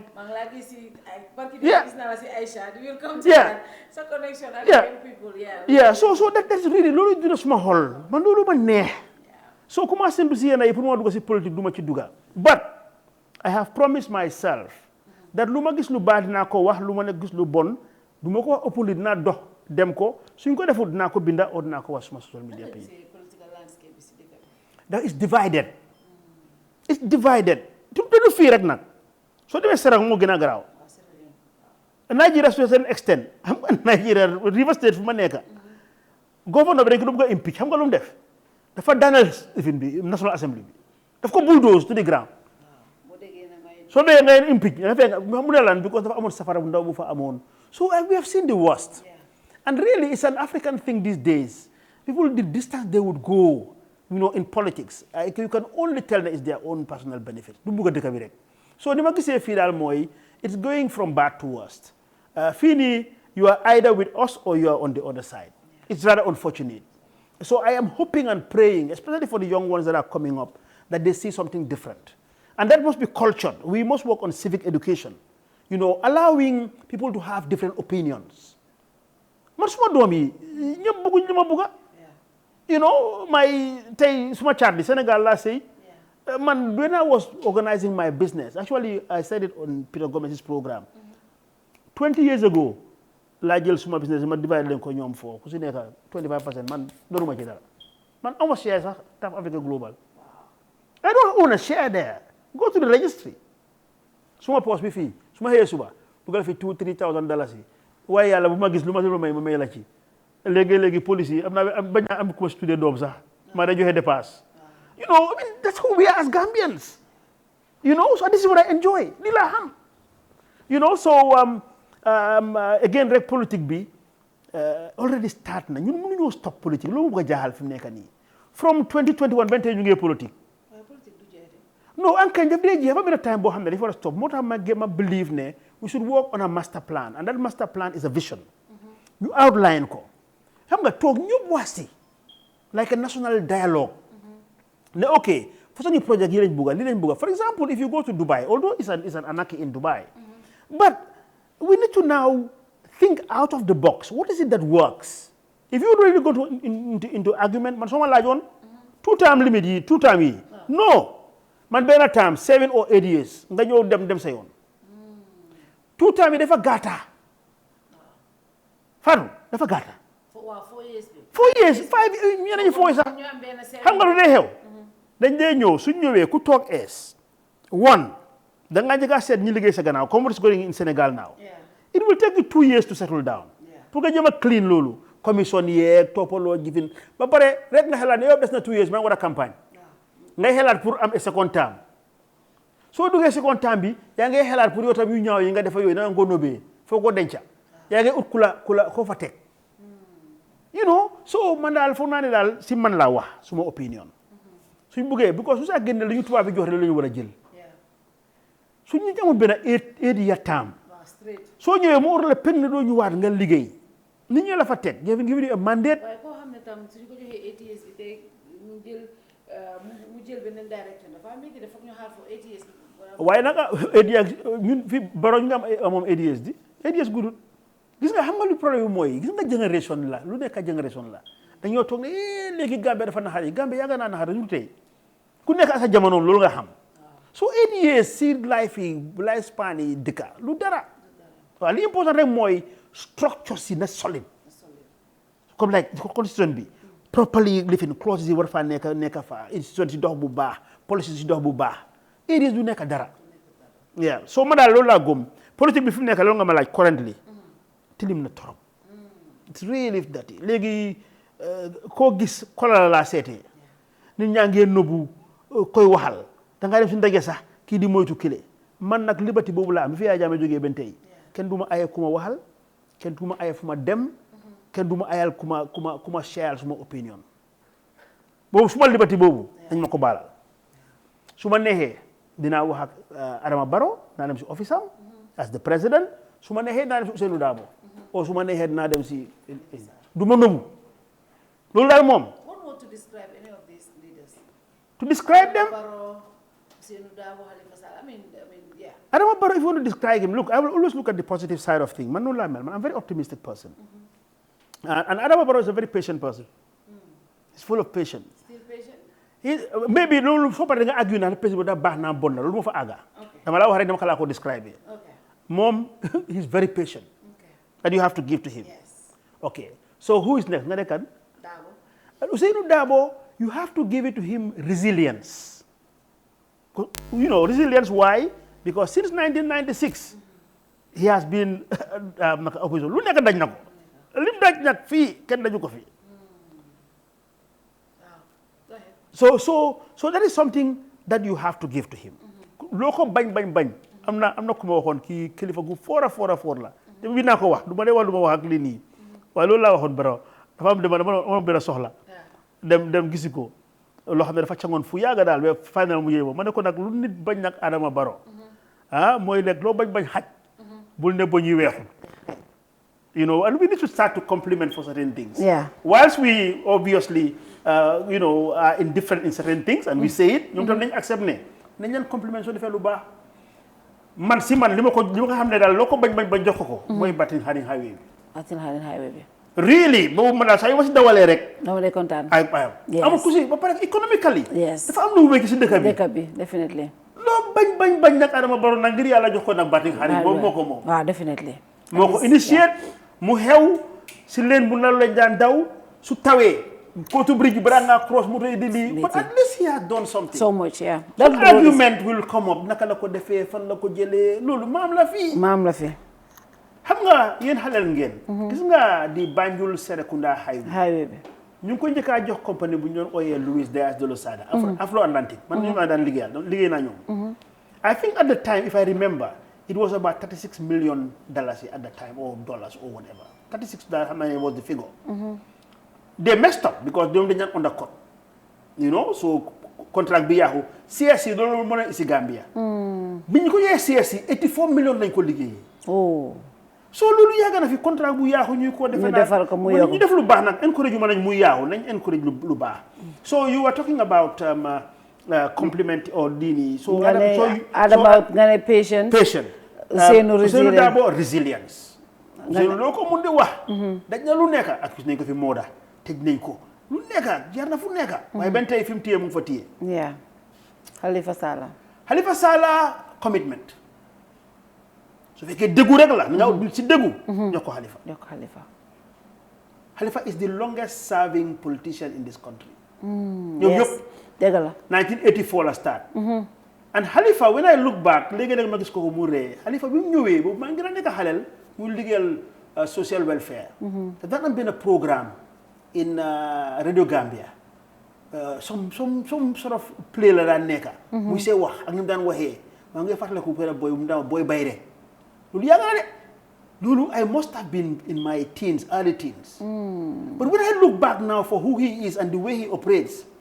He has very long-term vision on naka lay defee nit ku am commitment la so ñetta ñi laay di su fekkee ne Barrow la naa ko jox patience su fekkee ne Ousseynou Dabo la naa ko jox resilience su fekkee ne Halifa la naa ko jox commitment ngir yàlla nag bu leen ma dal ko gaay soo paree interview li ñuy def ku si nekk fi la gis boppam ku nekk non dafa ana Barrow loolu tax xabaar lii man li ma wax lu yomba la ku neex waaye ak ni nga ko gisee na ko gisee noonu waaye daal si suma gis-gis waaw ñetta ñi ku si nekk mun loo leen la bañal noonu nga mun loo leen bañal lii moom mun loo leen ko bañal waaw mun loo leen ko bañal léegi ni ñëw si ndaw ñi waaw gis naa la nag tay moom da nga bëgg dafa mel ni da nga bëgg jël suñu liggéey bi de si media bi fu ma la gis yaa ngi téye sa caméra yaa ngi si xale yaa ngi si TikTok bi fu mu ne nii TikTok bi moom da nga ko jël waaw you know sa diggante ak ndaw ñi you know the young people I see you especially influencers yi ñoom Aisha Gambia ñoom Tida ak you know I see you with them you know nga di leen di mentor di dem si seen shop si di leen encourage lan mooy sa gis-gis si mentality of the Gambian youth. Okay, so first to start with you spoke about media, but maybe we nañ ko bàyyi beneen ñu waxtaanee ko separately. waaye man xale yi laa gëm. parce que ndaw gis nga kanda goo gis.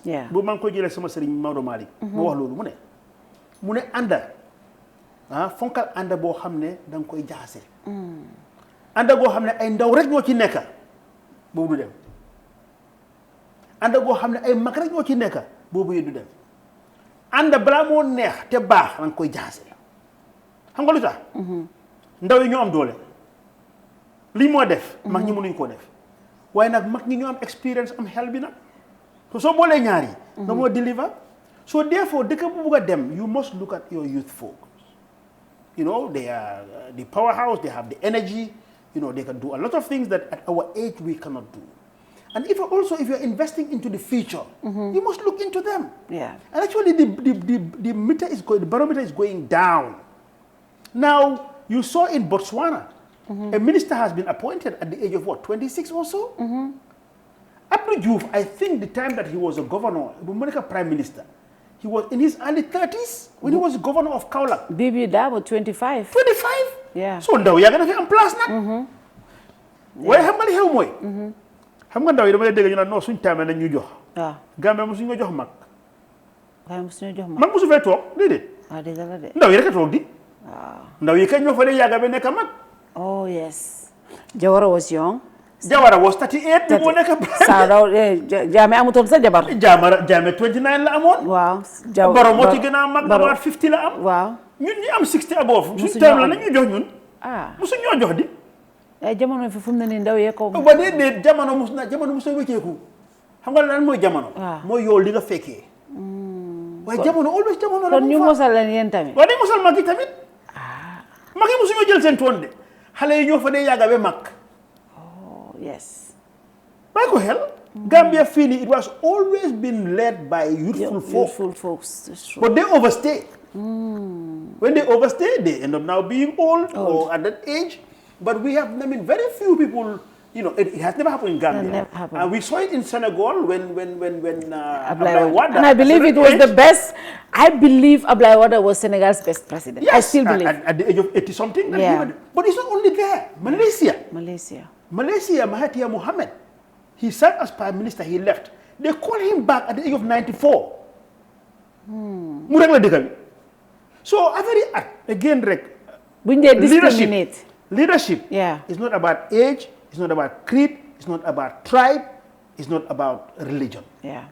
Leadership is about values. That's true. The values that you carry. If a 20-year-old, you know, carries these leadership values more than an 80-year-old, so let him lead. So then they said, "Lan la kimuna in the moikan," rather than lan at la am. So hale yi rek bante man ñoom la gom. Ñoom la gom te dama ragal na ñun what we owe to them is to guide them so that, you know, we will have a better country. That is why I invest in them. And I spend my money, my energy, my time, you know, and I'm not doing them a favor. It's an obligation. I owe it to them. Yeah. Again, as I said, I operate with my conscience. Yeah. And my conscience rightfully tells me that we need to invest in these kids. Some of them, they make very simple, silly mistakes that has repercussions on them and the country. Yeah. Because you know, jarnesi. Léegi-léegi ñu kam ko na ko ma ne ko yow ñu niñ defee defu leen ko ñu leen gën a graw. Da ñu gis nekk seen ñu pa man jaar naa fi nga jaar ba pare te ñu ñaan def leen ko daan def. So really, I think as a country, and we know this, there are facts that they are the majority of the country. Yeah. You know, they are what, 60% or 70%. But there's an issue of entitlement. They want to digger. In fact, you want to digger. You sir, you came under fire on something you said to the young people online. But Mustapha Njie, Uncle Taf mi nga xamne mom moy xarit ndaw ñi way from the knee. And you know what I love about that debate though, the democracy in that, the young people that loved and cared for you and respect you so much, they came back and pushed back and said, Uncle Taf, no. You know, how did you deal with that? And building goes to social media. Yeah. You know, Gambian, well, in general, people who read are very limited. Yeah. And those who also understand what you read are very limited. Yeah. Now, people have their different agenda. So at times, whatever you write, they have their own interpretation. Yeah. And they will interpret it and now portray it like that. And those will pick from there. And then it will now be completely distorted. Yeah. My messaging was completely distorted. But I don't owe it to anybody to go back and rectify it. Yeah. It's their opinion. And that's my principle in the way I operate on social media. You'll never see me respond to anybody. Yeah. I have content. I put my content in, and how you interpret and what you say, it's your own problem. It's not my problem anymore. Yeah. And you allow them. That is also healthy. That's what we preach for. Yeah. So what happened was, it was here actually. Yeah. And you know, and me, when I post on social media, it's very spontaneous. That's why I always move my camera and my phone. Yeah. Something comes up, boom, I pick it, and the time it goes viral. So I was busy brushing, Lily. It was hot. And at the time I was about 65, I think, or 66. Yeah. At my age, I was sweating. Nga xam xaalis ni métti. Nga beres war kenn dama uncle dama may lii. Ba yaa ko doole. Yeah. Ni wante dëgg nag. Hakañ. So defoon ni man nga am li nga am. Te mu ngi fii. Yes. So man li ma wax waxuma dara de. Dama rek ne man maa ngi am 65, maa ngi si ron naaj bi, maa ngi sweat di jàngal jigéen ñi ay jigéen. Pour jàngal ngir yàlla balaa maa ñaan dara. Xelaatal ni ka lay def ba am ko. Loolu yow mën a yàlla waxuma kenn dara. You can go back to that tweet because some people, including Alpha, asked me, oh, MD, I think you should put this tweet down. But again, Fatou, let me tell you what happens, and I will link it with the current situation. Yeah. Everything that you write, even on social media, they say you interpret.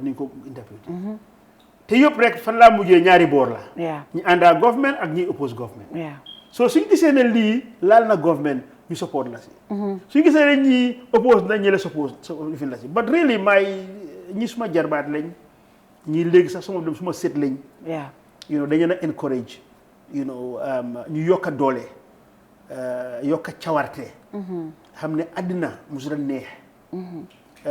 Man li ma def ni maa ngi start at the age of 18 si la commencé di liggéey. February lay am 68 bon liggéey naa for 50 years. Waaw te benn tey maa ngi jóg suba di def li ma def di xam nga gëm suma boppa some days dama dee nekk indi appetite rek ne ma teel a liggéey. xam nga at times ma julee ba léegi fajar gi. About for now quarter to 7 so balaa ma def suma wasi ma wirda yooyu it's 7:30 utali 8 o'clock. dama leen nekk indi mood rek. dem liggéey. suma body in crime xam nga mooy kan. koo xam ne xew Saliou Tall. Sal so Sal su ma bëggee lifi na ma ko ne Sal foo dekkal foo yi amee breakfast tey so léegi he lives in Brufut. We decide pour dem rek xam nga talk over. I have a lot of people I do like that. ñoo xam ne dama dee am breakfast meeting rek. And at times gush out my frustrations. Or pick their ideas, and then I move on. So generally when I come to Taf City here. When I arrive here, let's say at times around 10 o'clock or so, I don't leave here till after 4. And I put it as part of my routine. Some people think, look, I look young, I look good. It's because I exercise. Whilst I'm on the site, I walk around I score between 12 to 15,000 steps every day. And it's not on purpose. And I sweat. Feel like you do this bar.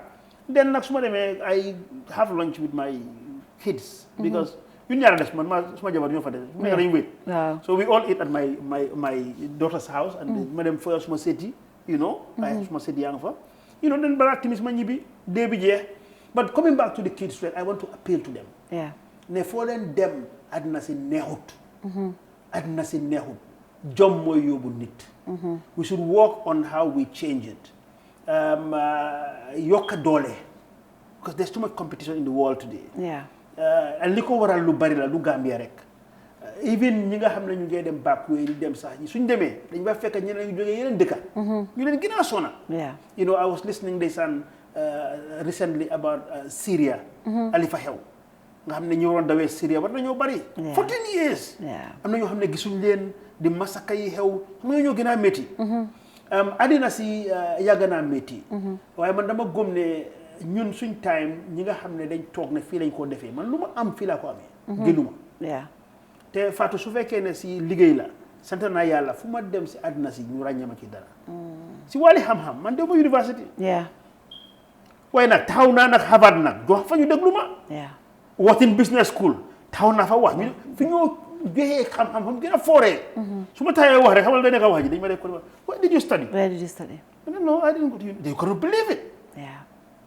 So pour nga develop sa boppa si yow la des especially today dañ am loo xam ne mooy this phone cell phone bu leen ko xeeb loo bëgg a jàng nga ko jànge sa cell phone bi recently gis nga Ndey's Kitchen ak li moo def ma like where do you get this bu ne ma from YouTube the other Vera Glow by Vera mu ngi am a nice salon YouTube la ko jàngee bon nit ki loo bëgg a def léegi through YouTube mu nga ko jàng lu bari waaye nag nañ si boole ñeme tànga loolu daal mooy wax ji waaw ñi ma tàng daal pare ñaxa rek jëriñu. ñaxa jëriñu man yàlla dafa def maybe it was out of luck or noonu lañ ma yaree or may DNA ma mel noonu daal man dama yàgga liggéey daal yàgga ñefe so dama teach Gambia High School dama jeexal June.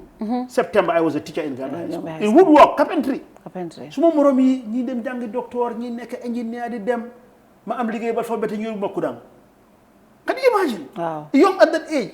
And I had scholarship 3 times to go to America. But my dad at that time, he was alive. You know, look, man, my eldest son, you know, he's a jiggle. I'm about to retire. And my father retired and then took a job again. I'm about to retire. So if you go, who will help the family? My jars. Dega wahi Khalifa.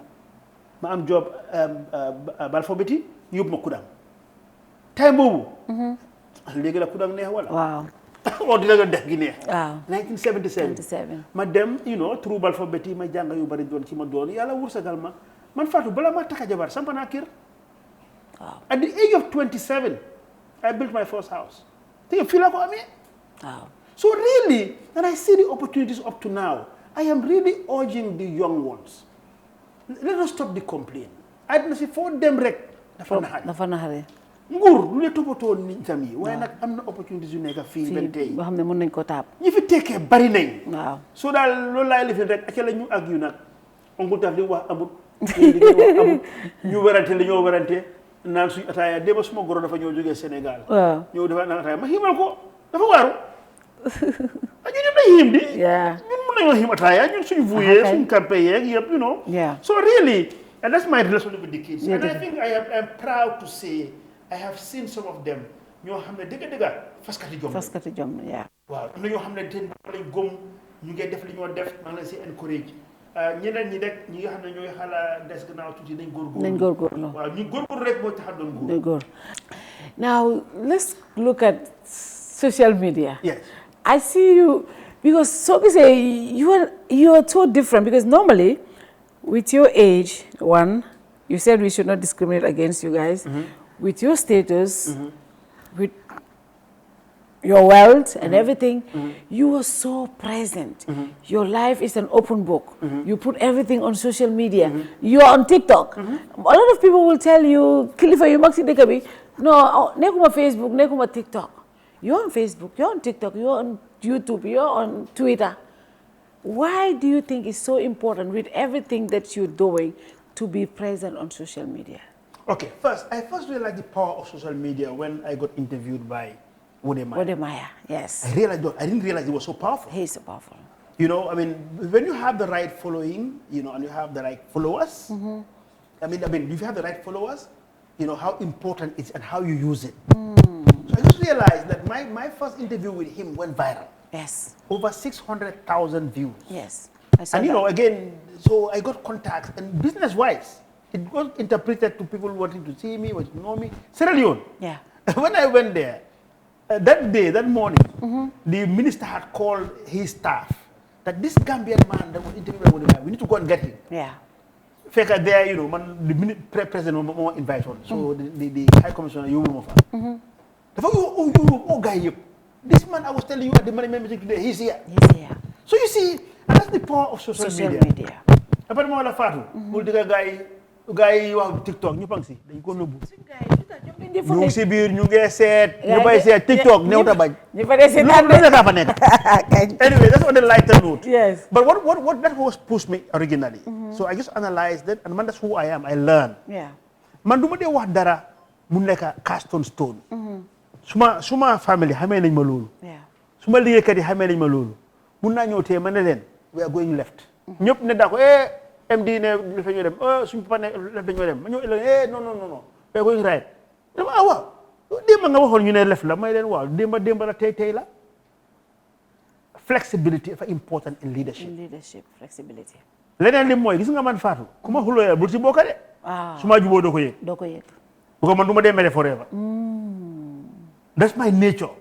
So ñi ma xam tigi su ma ñëwee di coow ak kii li la ma def li la xam nga ko yaa ok baax na because next thing dañoo gis may ko defal loo xam ne oh no yéen na yërëm naa ko moo tax actually my biggest problem mooy daaxa nit mënuma daaxa nit ko dama dem bi daaxa la nga dem ma yërëm rek su ma yàlla dañ miiré lu ma ne yowandi xëy na mu ngay dem moo di yóbbu dépasse seen kër xëy na sa dafa li fi noonu lii moo tax I regret it and then ma uti that's who I am, that's my greatest weakness.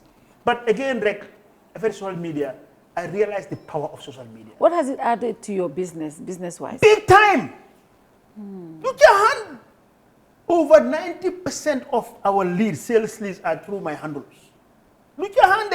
Look your hand in social media. How much? Let me tell you, for example, the American elections. I analyze. I analyze it properly. Yeah. TikTok. What's his name? President Trump. Yeah. Donald Trump. Yeah. You look at TikTok. Less than 1 year. Yeah. He has over 14 million followers. Dafa bokk rek mu hit about 4 million, 5 million. Yeah. So it means, and the reason why I chose TikTok, in terms of messaging, but my messaging is done within 15 seconds. Hello, this is Taf City here in Dini. Please call us on our numbers. You know TikTok, we have community rules and everything. Yeah. You cannot write numbers. Yeah. You call us on 7761123. Boom. And remember, nit ñi dañ bëgg share. Yeah. Fatou Touré yaa ngi bokk ak 3, 4, 5, 10, 20 groups. Group bu nekk mu ngi am so many nit. Ku si nekk you are messaging free. Du ma fay Kerr Fatou. Ah, kay. You dégg. Yow su ma ñëw nga charge ma 8,000 you We are getting out of business. You have no, to be innovative. definitely, that's anyway, true. so but just to tell you, I just understand what it means. Yeah. And in reality, so ñun liñ jënjë ka def mooy through man my su ma demee si dëkk, for example, Sierra Leone. Yeah. I wanted visibility. So I started because I understand the algorithms. Yeah. I know when to post. I know my quality of post. I know what people are interested. All these, and I know what I def after Lulu, Yeah. you know, just recently. So when I went to Sierra Leone, anybody who is in Sierra Leone, they know who I am. Yeah. Through my social media posts. Now, once that is done, for example, when we were choosing the names of the houses, you know, we asked that, look, what names would you suggest? Give us 4 names. So people reacted. People always, they want something engaging when you post. Yeah. They reacted, so we analyzed it, you know, did the statistics, and then chose the names as according to the numbers that people reacted. So it helps us develop, you know, our strategy in our business. So every post that I do, every day I monitor it. You know, when I now do a TikTok with you, I monitor it, I know the amount of views, I read every comment. But I don't respond. Yeah. To understand which direction it is going. So there's a lot of analysis that goes behind it. Yeah. It's not just because I want to be there to have fun, but because it brings value to my business. We have a corporate account, corporate setting. For example, Alpha is head of media, you know, trained, and we have a setup, we have the equipment, everything you have here. We have a studio, you know. So, but that's corporate. So I allow them to do their thing. Yeah. Because man, legi la. Yep. So if I have a content, yeah. You know, I want to post it at the right time. Organic For example, content. on weekends, it's natural. People have more time. You know, so if you post on a Sunday after 6 o'clock, it is likely that it will go viral. If you post on a Saturday, say by 8, 9 o'clock, everybody is a premium time. You need to understand all this. Yeah. So I understand these. You know, so that's what brought me into social media. But above all, I have a passion for it. Yeah. Develop a passion for it. And I improve my ham. Yeah. So what I did recently, I traveled abroad to go and do training on social media and digital marketing. Wow. I have been trained on it. I am certificated. Next year, I'm going back. I plan to go and study on AI. Wow. You know, so because yeah. And again, the youth, lo buga tere janga ko lu post lo neku talubem do serignam. So lo mo dugal social media, and I'm improving it. I am growing my followers. Now, having had all these followers in total, I think I have about close to 300 and something thousand followers. That's a lot. Put together. That's a lot. Now, what I do, because I have this, today, if a young girl or whoever, young boy asks you, you have to pay for you to promote them. Yeah. So now I use this to help these people. A lot of them, they never knew about Uncle Tablo. I don't go to anybody. I saw you on at Aisha's shop the other day. Yeah, Aisha Gambia. But remember, Aisha, you know, exposed to one. Yeah. But Aisha, you know, in jail as TikTokers. Yes. Failing. You know, and Aisha really is a success story. She is. No, she is. She's a success doing story. Amazing. And not let me encourage. I'm going to use Aisha name. Said let Aisha. TikTok la woon. xam nga di def lii di feeca di tey. mu nga amee boutique waaw employé ay nit am motoom. so dama bëgg a xale yi ne seet na su fekkee ne Aïssa mun na koo def man it mun naa koo def. you know so when I went xam nga and again it went viral. I think as of today it's about 150 something thousand views. You know so loolu ma dugal social media not only that but technically you know I also go on equipment comme what's his name Alaji Manka. My advisor on the equipment. You know so like I have a pocket tree probe with a gimbal and everything. You know I have the right SD card. With the advice of Alpha all the time. Anything I do technically, he advises me. The last time I got a drone, but they took it away from me. You know, so I'm going to get another drone, you know. So I have my equipment in my bag. I have my tripods. You know, I do my Monday motivation. All those filming, I do it by myself. You know, I started there, you know, then you have the graphics. But that's my day. No one tell man. I'm on my phones. Yes. I'm on next weekend. I'm going to blabber the contact with Joseph Jabar. So now you link the deal. Dina la dégg de. I'm going to look at it. Ma jabar fa seetaan théâtre am. Waaw. Am na social media. Lo kay. Am suñu seetaan télé. Waaw. Ni ko ñu seetaan bi télé su ko defee ngay seet fii ki seet fële kii la si biir télé bi sa diggante ak yu. Kay.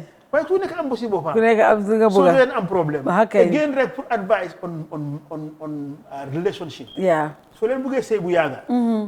Ku si nekk sax da nga jox sa morom some space. Yes. Da nga try ngeen develop passion. Lan nga bëgga. Out of your partners. Waaw, outside partnership. Ngeen am time and you know sant yàlla, you know, bay ko gërëm rek tamit, you know. So but this is where we are on that one. That's my social media and I want to improve on it. Finally, Gambian businesses lu bari dañ dee gis ne it revolves around 1%. su borom nekkutee foofu rek business bi dafay dee. We have seen a lot of that. Corporations suñ ne TAF yal na ko yàlla yal na la yàlla yàggal su fi nekkutee rek business bi dee. What are you doing to make sure your legacy continues beyond you? wax naa la ne man 20 years ago si laa njëkk a d'accord jël suma fi ne jox ko suma doon. waaye su ñu ngee jàng dama leen encourage pour lan la ñoo jàng dañ jàng different things. pour mun a complement ku si nekk. you know te suñ jàngee ba pare damay dee bàyyi ñu dem liggéey ci biti. you know suma doom yi it's a must dañu war a jàng français so they are bilingual. ndax ñu mun a liggéey si àdduna si loolu xalaat naa ko bu yàgga. su dul loolu am na ñu ma liggéeyal ñoo xam ne yàgg nañ ci compagnie bi tamit. dama leen si boole tamit ñoo xam ne gis si seen boppa and it's across the board wax naa la fi nekk Nigeria ku mel ni Nigeria ñoom dañoo foog tafale yooyu business bi gën a rëy tey su fekkee ne 15% Gambia la I have another 15% in Sierra Leone that's 30%. 70% is in Nigeria te man nekkuma fa. Waaw. loolu soo ko def rek mooy da nga bëgg a delegate. so man I delegate a lot. so ëllëg si biir li ma ñaan yàlla mooy TAF Africa maa ko commencé waaye na nekk a Gambian company na nekk lu ñu gis ko a success story. nit ki nag sa kanam rek nga mën a defar sa gannaaw mu ngi si loxo yàlla waaye def nañ di foundation yaakaar nañ ne pour mu mun a taxaw nga ëllëg si biir ñu ne TAF Africa Global day Mustapha Njie moo ko start woon waaye tey dem na ba am na Gambian su bari ñu si am shares loolu mooy suma wish. so lii daal loolu lañu am yaakaar hope ne yàlla incha allah dina ko def. Inshallah. Thank you very much for hosting us here at Taf City. Lan mooy sa final message to the Gambians ñu la seetaan. no yoo la jox ma final message. mooy lan di la gërëm. Thank you. di la gërëm di la wax ne bàyyi nañ la xel. gis nañ la fi nga commencé. gis nañ fi nga nekk léegi. si li nga jàppa li nga téye ko mu dëgër. ak anybody ku nekk si yoon bi nga nekk. gis nga ki jiitu moom rek la ñoo gis défaut mooy sooy soox. loolu lañ ko gis ñëpp a ngee soox nag. I know waaye doo ko gis. yaa si kanam ñoom ñu ngi si gannaaw. we have seen how you have developed your outfit tey soo gisee ñu nga employé ñii yëpp di fay sa tax ak yëpp. damaa jaarale si yow pour again rek pour ndaw yi. bàyyi xel si loolu. ñu jàppa am ay jikko yu baax. intégrité mooy nit. nit nañ la góom ci ki nga doon. Thione Seck wëy na ko bu ma wëy jànga. xam nga la ko wëy. ne ko dañ la naan di woy sa yaay di woy sa maam. waaye yow dama laa wëyee si sa ay jikko si sa ay jikko. nit jikko lañ ko fonkee. so nañ bàyyi xel si jikko yi ñu am. man loolu laa gëm man dama gëm boobu ba di si maye. ku fi tekki rek loolu la. xam nga affaire yi musique bi dañ ci soobu torop. Youssou Ndour jikkoom lañ ko gëmee. fi mu toll tey. Youssou Ndour is the richest musician in Africa. lu morom yi gars yi ñoo coow ñoom Davido ñii. seen morom modeste toog fi mu toog ku mel ni Wally gis na yi moo def fi mu nekk nii xam nga li yëpp li ko war a rek mooy gëm sa bopp so si milieu bu xale yi mun di nekk rek looy defati ngir yàlla gëm la ci seen boppa di la gërëm di la santa di gërëm sa caméraman yi nga xam ne kenn du leen gis ñoo nekk si gannaaw waaye ñooy def lépp ñooy edit jërëjëf Fatou gërëm nañ la sant nañ la ñi ñoo déglu yóbbu lu ñu fi wax rek lu aay rek suñ xarit xala waaye suñ xol liñ bëgg rek mooy pour Gambia nekk benn gën a neex su neexee affaire bi bari law ñëpp jot si macha allah jërëjëf thank you so much Taf waxtaan bi yaatu na te neex na xam naa ne Gambien yu bari dinañ jàng si lii soo gisee ñu dee am façon waxtaan yu yaatu yi nii pour ñu jàng si dafa am solo because it's not every day that we come across people like you to have this kind of conversation because Gambien yu bari war nañoo jàng si lii si katuma si sa maas yi ñoo soo ma waxee social media man nekkuma fi but the value of things like that dafa am solo pour nit ñu dégg ko si from somebody like you I think that is important and also thank you so much for the mentorship that you're giving to those young people a lot of them people like Aisha Gambia they're doing very well and thank you for that and to my team and the entire and also sir Abdullah, right? Alpha. Yeah. We want to say thank you. Until we come your way again next week. Good night to you all. See you again. Bye-bye from Taf City.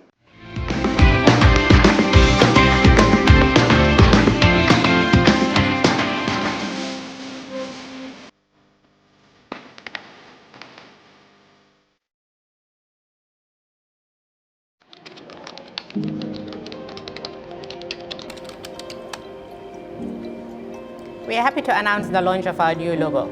We have evolved since our incorporation in 1997, and it is time to refresh our new look to reflect who we are today. Before I reveal our new look, however, walk with me while I take you through our journey of the last 25 years. Trust Bank was incorporated on July 3rd, 1997, and began operations on October 1st, 1997. Following the collapse of the parent company of its predecessor, Meridian, the CBG stepped in and recapitalized the bank and held the shares in trust, thus the name Trust Bank. In 1999,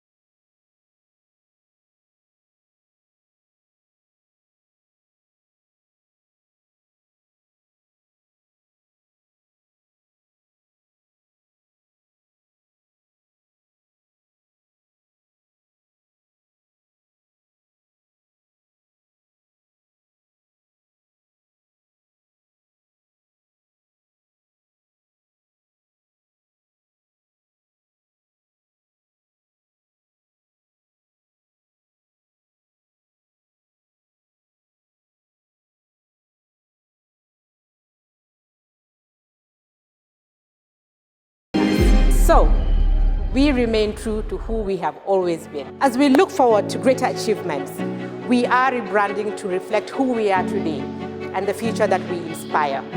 Our new logo has been designed to visually demonstrate our Gambian heritage and the sophisticated nature of the bank. We are moving away from the navy and gold-colored parallelogram-shaped logo to our baobab tree with a rising sun in the background.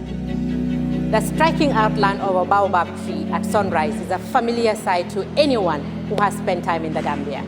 Our new logo and visual identity are inspired by our core values and spirit of being a pioneer in providing a unique banking experience.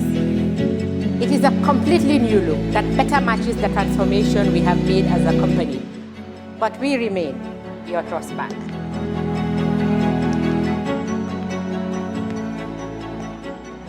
Ladies and gentlemen, it is my singular honor to present to you our new logo and corporate identity.